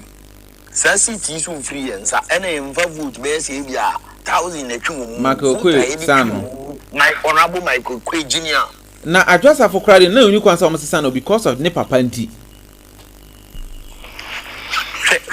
Or my baby says to me, nephew. With me, classic doing your sister, and yes, see, and Caribbean, close, no one can say, vote nearby, a close into Omagia. What? You knew a beer before, ye man a quabana, on so fun and listen to Jabra Babakoi. My PM, we didn't be a successful. I said last question, family PM, because of you, Nima. But your PM, dear, a small dean, but to Bodia, a German for the Behon Cacra. What family fully. Okay, me pacho, assemble na woka, a dear found. On a book in Agyapong, who pay, and I did my mouse Casabecasa, and our Babacasa. Yeah, me a delegate from Nima. Okay. And I will honorable Candy, Charlie, finding the agro, me papa bacope. Uka honorable Kenna, we yanukra, Charlie, and Shamino Bako. Hey, I didn't hear. A penasem. Ken, you are Tenusana Mete. Or Canadian, now I free. Yeah, I'm fast, I'm shaming. People for Bawumia of Kanda Nima, was a Kanda Nima and what? No, correct. Ebumu eti, Charlie, all be device to cry, Yongushi. Nana Susa Nima, Nana Kufour so Nima, Ti Omunya, Yotunyo, Yongushi. Can you cry, shall I be this salad crack as a crowd chair or more? Oh, Medina, and Kufour money be baby, the vice, I offer was a vice. Salad do cry out with chair on Cheshi, Yamushi. Now, when you're second, no be pa banting or better more man, Cremofor. Do the dabby. Saying then or starting, yeah, check. And not to say, we are so be a 1 year or the pay will be a some. What do you say, DJ Cramity? Would be a idea or the Pemasamo? Because of Adam the penas, I'm saying no cracker or cano cray. Jam the pecanas and Nanny Sanyi or Banima. And yes, every minute so Bema Minia scholarship because of selfish, for no money, no selfish. My family, my man called Ken officer. Sometimes I don't mean around. I can't know any papa no any pa. Papa no any papa. That is okay. We live testimony. So I'm a scholarship grandpa. Yeah. Me every program I can baby I'm around in Kwadia Memeko. Ken me finding the agroda. I don't cry. Me mama should say delegate. Mama woman organizer of police station. And you only mama in Katana if you would dear Munko to Abana Mutoma can conversation. I never to our own tobacco. You never to Ama Ken. Ken dear no can me my camel no can I no vote. If I'm no can I mean to Abba. Lord Ken you are there them message the bay. There we Mahmoud Bawumia minima dia menibe corton or abonten. Odi bibia e di beton. O se Yamawi. Yamawi. You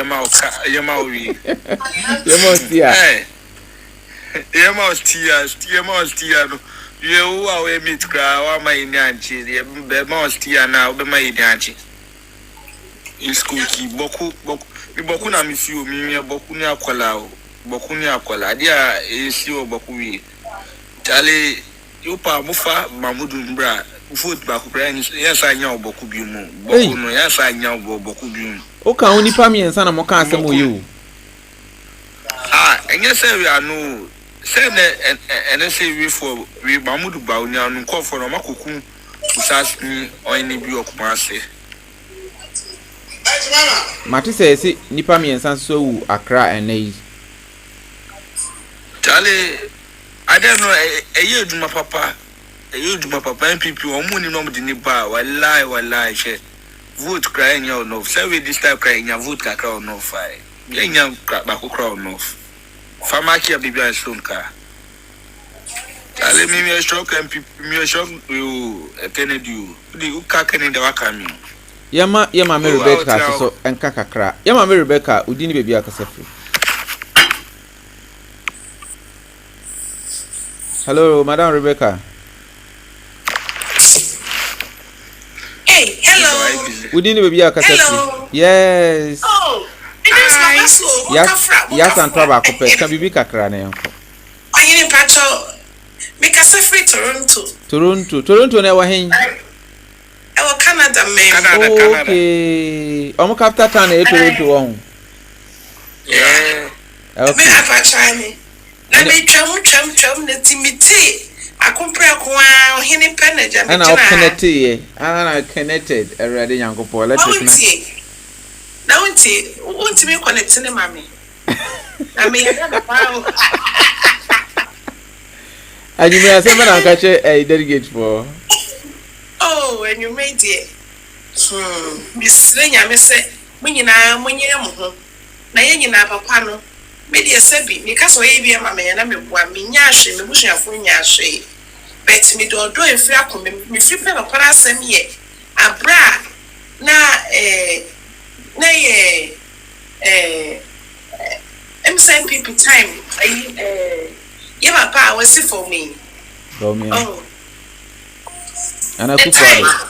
Na do ya na Kufour kasa na Kennedy kase nipa show mo school kula na kwana na ekeka se nipa wa show mo school omo be omo de do mo to adwumam ene to say wa youth na kasa ana we ready so be go school so su adwuma opeso ye adwuma ankasa and work be bia omo po bi o kwadfo me so me sabi me nya kwadfo to kwan say me be bobra nti nyame ado nyame so ma ho otin eni nyansa me ye me light ye ti me ni bet still I me ni da fuma me no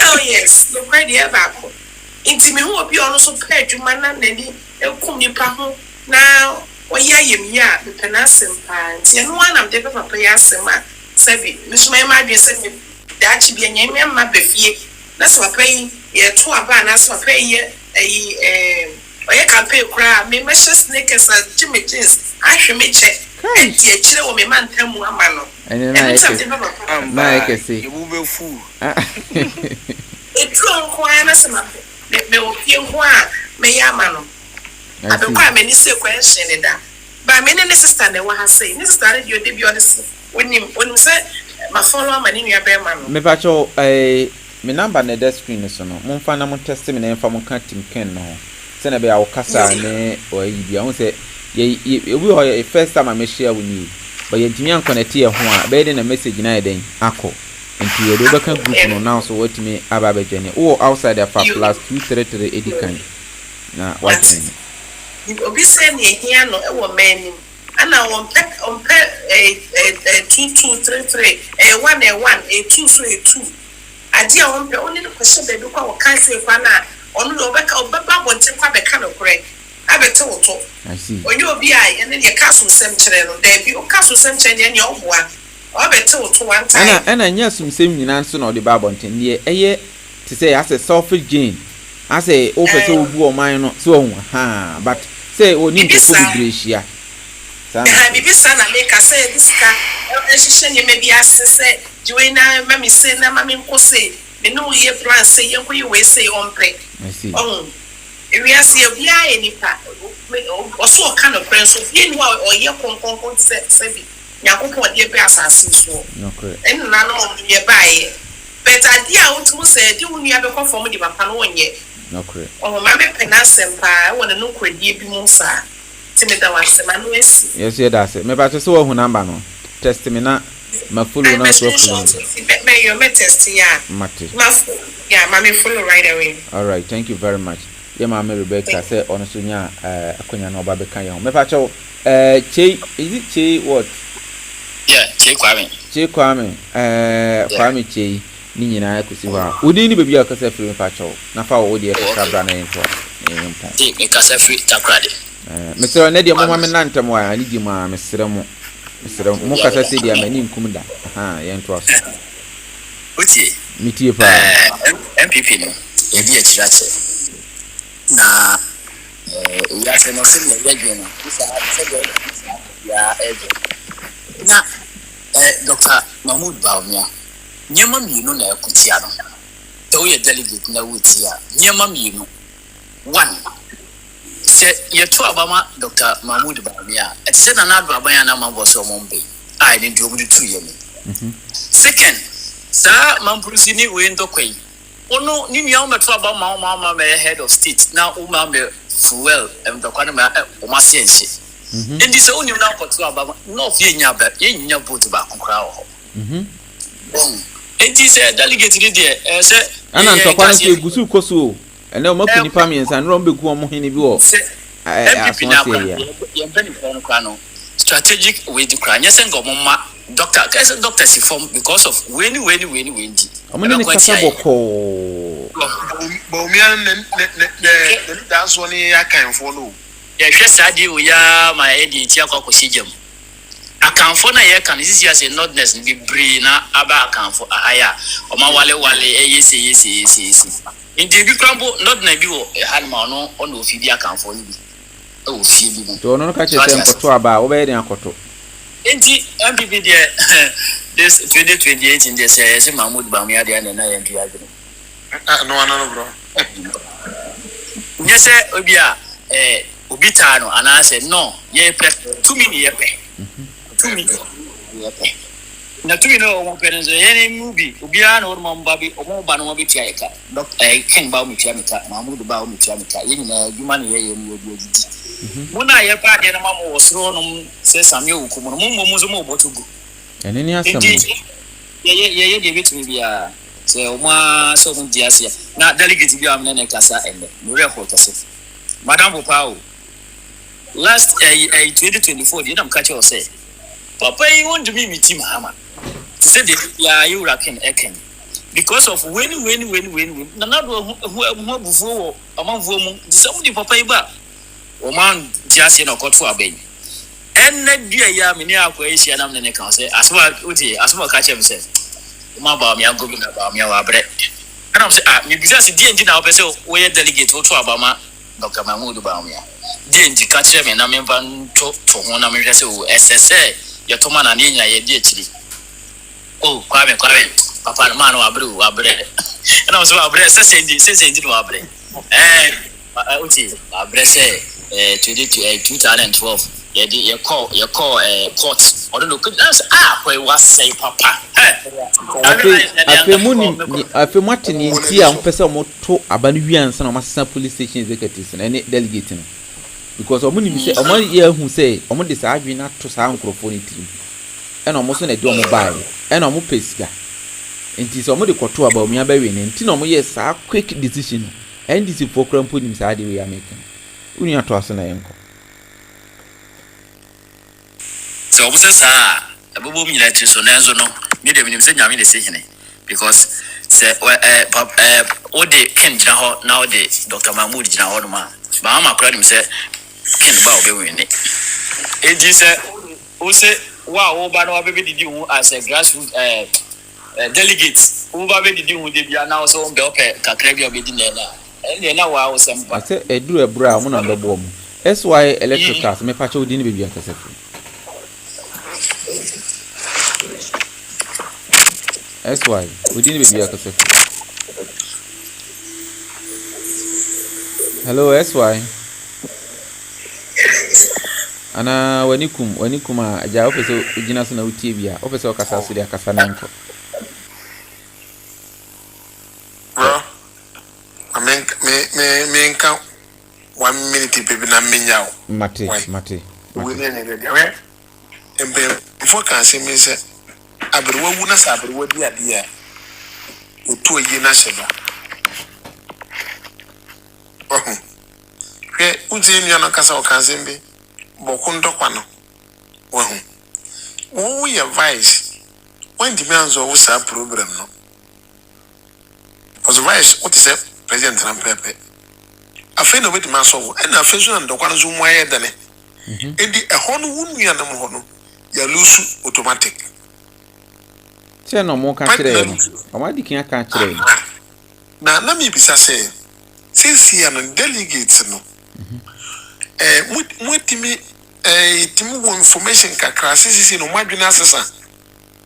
Say o metimi awudu amaye papa because I want a case no no. Say no on say ensem ni bi wo kwa ye mfa nto abonten so what ase ye de ne say ye ba ha na ye nya nipa be 5-10 a mo ye delegate o mu nyina ase o mo support Kennedy even boy ba kwa o ba so no Bawumia ono kra mpo ya kam say wa so wa ye connected so what ase enti ye de enti na ye ji obi an ye nya obi he enti this time around no say ya attack ye ho ye ta ye nye sa de ndi wa ba o ba na we wadwi se wo no wadwi na kudi ba bi na se ye tufu na onse sa ene ye be kira mo hu se ye no ye nye easy sa da pini asamba koka okay onita for no more greater crime last election last prime minister ye no ken maska say fama amon for but o man church kana ma amon for the election day no